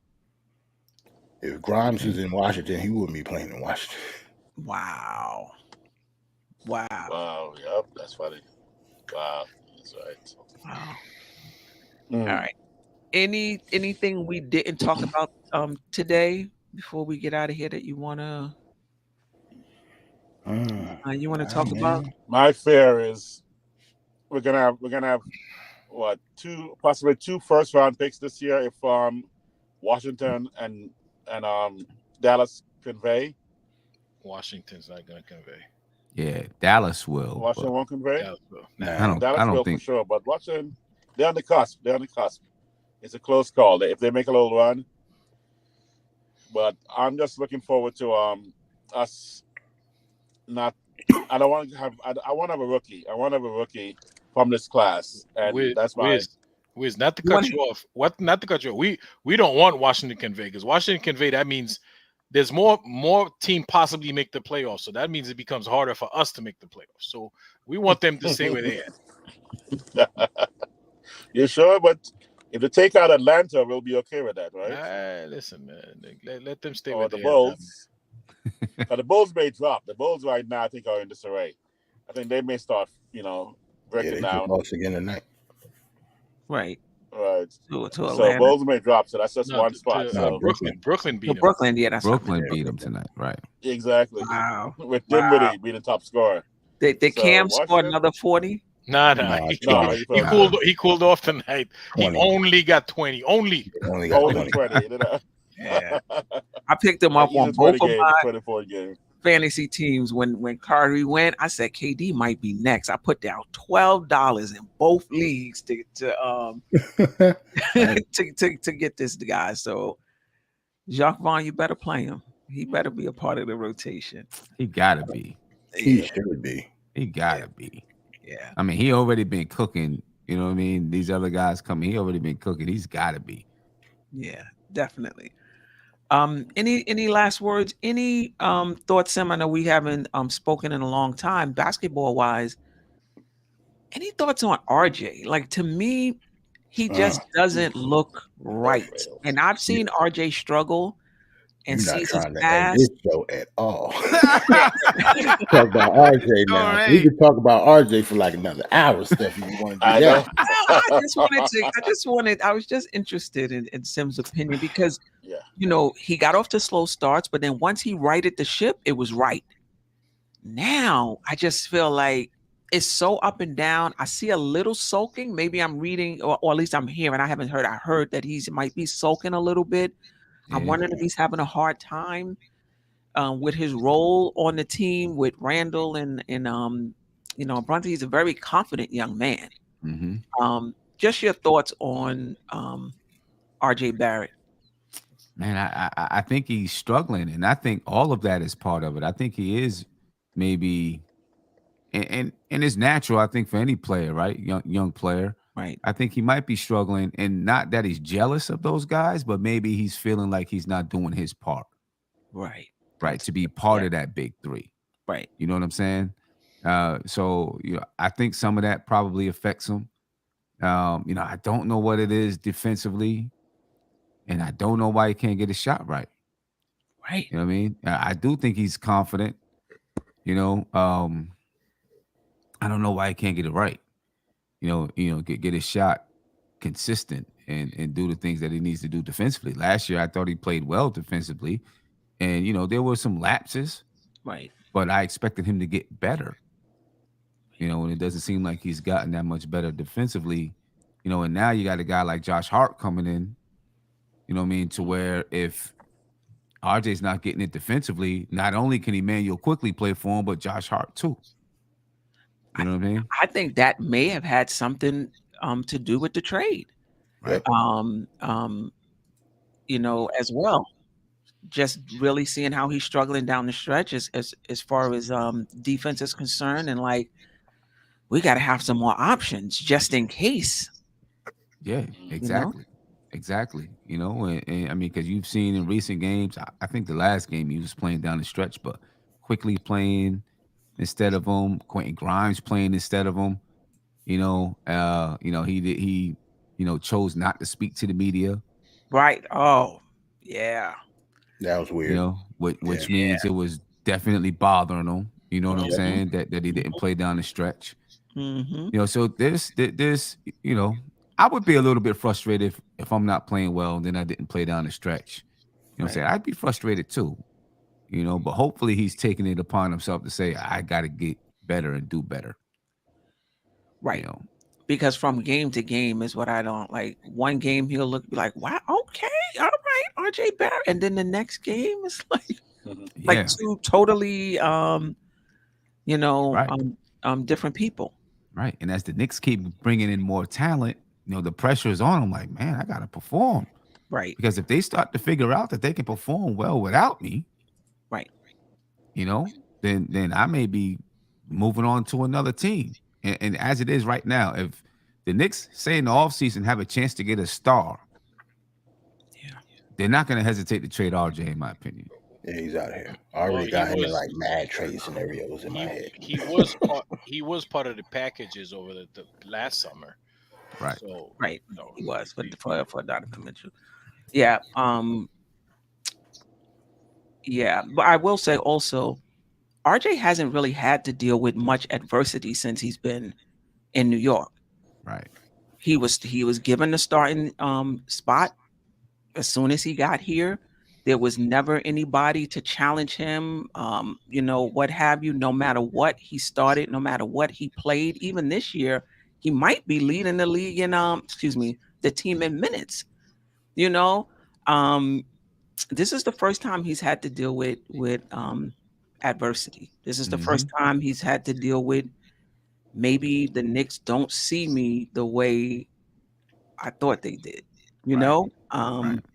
and we could be seeing a little crack. But I will say I'm not going to make a big deal out of that. And I'm talking about the press conference because he's a young guy. This is a young guy's first time dealing with adversity. Here, let's see how he handles it. Let's see how he bounced back. Tyler Hero a few years ago, I keep saying, had a terrible year and was able to bounce back the next year. And when I said that, Jerrell, he said the next year. I'm hoping it's the next year. Yeah. Maybe we should go to maybe should ask Randall how to handle it. Get some advice from Randall on how to handle it. It's not even the fans. It's not even the fans that's turning on him. It might be just the pressure he's putting on himself. I think if RJ continues to play like he's playing, he wouldn't even have to be traded for like a superstar. They'll trade him regardless, just for a better fit, because he doesn't really fit with Randall to me. They'll trade him to move up the draft. So, like, I know he plays for Brooklyn, but Mikal Bridges just got there. They'll trade him for him. Just because of the fit is better. They make the same amount of money. So I could see something like that happen. He doesn't have to be in a big package. I see. Just for a better fit. If he just continues to play like he's playing. If he plays better, then that goes out the window. Like, he shouldn't be traded at all. But if he's going to continue to play like he's playing now, then I'll trade him for Mikal Bridges tomorrow. Yeah, we're gonna have to attach something to that though. Okay. Just in terms of how he's been playing, right now. Right. Tim, you want to say anything? Well, I'll just start it off. I have and Sim could talk more about it. The MBK event. The link is already in the description, but you want to talk more about it, and then I'll put it in the chat as well. Yeah, definitely. February 24th, just a couple of weeks away. In DC, Knicks versus Wizards. I think the game probably starts at 7 p.m. Seats are in section 114. It's $135 per ticket. We'll be doing pre and post game activities at Guy Ferari's DC Kitchen and Bars, connected right to the Capital One Arena. So please, come join us, ladies and gentlemen. It's going to be fun. It's going to be dope. Last time we did it, just a few of us there, but we had a great time, and we plan on having a great time again. Yeah. If you've never been to an NBK event, it's not like it. And just being able to, like you see the content creators on the panel, but you get an opportunity to see us in person, talk with us in person. This time we're going to do the live podcast, correct? Then we're going to do pregame, postgame. Those who are going to the game, you just walk right out the restaurant across the corridor, like basically right into the arena. Right into the arena. And if you're in the Washington, D.C. area, you don't want to go to the game, a watch party where you do the pregame, you stay right there in the Guy Ferari's restaurant, which is really, really nice. Watch the game and come right back for the post game. Now, if there's enough people who want to do that, I'm going to get my ticket. I was thinking about this, Sim. Should I get my ticket or should I see how many people want to do the watch party? I'm going to get a ticket. But if enough people sign up, who want to just come and do the watch party, I'll raffle off my ticket. Right. Okay. I'll raffle off Yeah. my tickets. So if we get enough people who just want to come and just hang out at the restaurant, not even go to the game, I'll hang back for that. But it's gonna be a ball. So Yeah, if it's you're in gonna the be DC fun, man. area, Baltimore, Virginia, you can fly in, Wiz. You want to fly in? You Absolutely. Fly in. businessman. I got the jet is gassed up right now. Yeah, that's what I'm saying. That's what I'm saying. You got them frequent flyer miles. Come join us. No, So I will go private, sir. I will go private. I put the link in the chat. It's also in the description. I don't know how to. You said you could pin it. I don't know how to pin a. I don't know if you can do it from StreamYard. I think you got to be in YouTube to do it, or if you go to like YouTube, just go to the internet, go to YouTube.com, and then. Oh, I see it. You got it. I got it. So yeah, I pinned it. I pinned it to the top of the chat, and that's where you can go and sign up and meet us out there. Yeah, it's gonna be dope. It's gonna be fun. Yeah, definitely. Any last words? Man, great show. I don't know if I mentioned that before. I'm happy we didn't get OG Anunoby for 3 first-round picks. Oh yeah. Yeah, you mentioned it. 3 first-rounders for OG. Man, listen. Yeah, But listen, 2. I was waking up in cold sweats in the middle of the day. Oh no, OG. Steph, 2, he's still hurt now. Steph, 2 still. Listen, there's different types of injury. If I trip and bang up my knee, that's a different type of injury than tearing the ACL. He fell going to the basket. He dropped to the basket. He fell on his shoulder. He fell on his shoulder. Really hard though. I mean, Yeah, I think it was his wrist. No, you're right. He fell on his shoulder, but hurt his wrist. I'm like, how does he landed on the shoulder, but his wrist got hurt? I'm like, oh man, you know what? Man, leave that guy over there, man. I'm saying I could see the Knicks in the buyout market. I could see them though trying to go get someone like Will Barton and Serge Ibaka, those 2 guys. I really could see the Knicks doing that in the buyout market. Will Barton wouldn't be bad. You know, I mean, Will Barton just a season ago averaged 14 points a game, 15 points a game in Denver. Right. You know, he'd be a guy that if Obi ain't getting it, could maybe play some 4, depending on the lineup. I think he's like 6'7", 6'8", isn't he? Will Barton? I thought he was 6'6". I could be wrong. Oh, maybe he is. Maybe he's smaller than that. He's 6'6". That's all? I think. Yeah, 6'6". But He looks taller. 6'6". He a guard. Oh my goodness! I thought he was he looks taller tall. than that. Yeah, But, he too. you know, but it also gives you some ability. You know, if you wanted a longer lineup off the bench, you could go Emmanuel Quickly, Will Barton, Josh Hart, you know, instead of McBride. And you still got that same kind of defense out there, but, you know, a little bit longer. So I could see something like that happening. And you I need gotta talk about my boy McBride, man. Keep my You son. forgot Wills was over there. You forgot Wills was over there. That's his praying pop, that he man. stays Don't in- do that. keep praying that the rotation goes to 10, so McBride could stay in the rotation. By the way, your chat, Mary Queen, A-Train is saying RJ may play stuff into the watch party at the Wizards game. Hey, yo. So maybe he'll win your ticket. Hold on, where is that at? Oh, I gotta get But, that. RJ's I just want to say, you guys, man, I'm on the West Coast. You know, all these Laker fans around me. You guys keep me inspired and encourage all of you in all your own ways. That's why 6 a.m. Queen, I don't mind getting up and hearing your recap.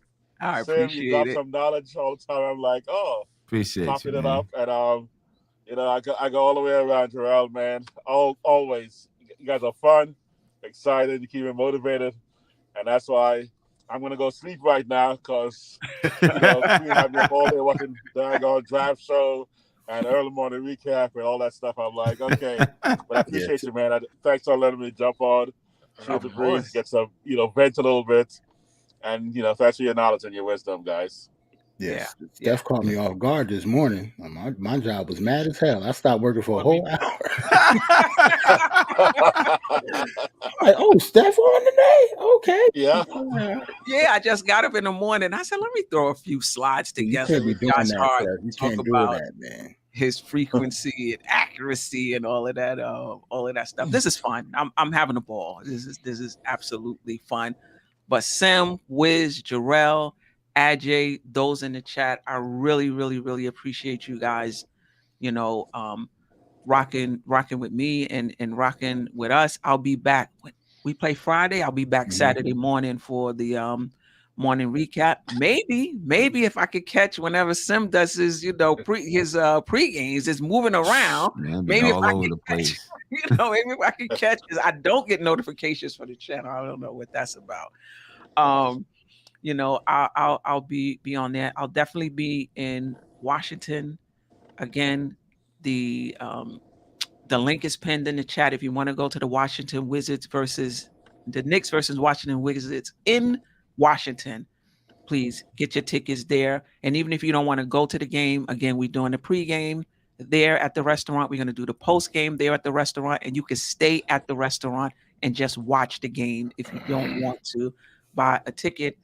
And you know, I'll stay as well. You know, anyway, we are out of here. Smash. You tune in, that means you're feeling the vibe. The bell rung, you already been subscribed. Right now, the queen, she on live. Please pull over the whip, no phoning when you drive. Dope Soul Sporting with the talk. First lady from New York, Brooklyn. All my people, you rocking with the chat. Hit that. The like button would tell me where you at. You know, step from the MBK. Born and raised up MBK. Hey, real lady, where she holding it down. No matter way how you feel, she gon' greet you with a smile. Sister, you one of a kind. Yes. Oh, sister, it's time you That's her. turn. Dope Soul. Where you at? Dope Soul.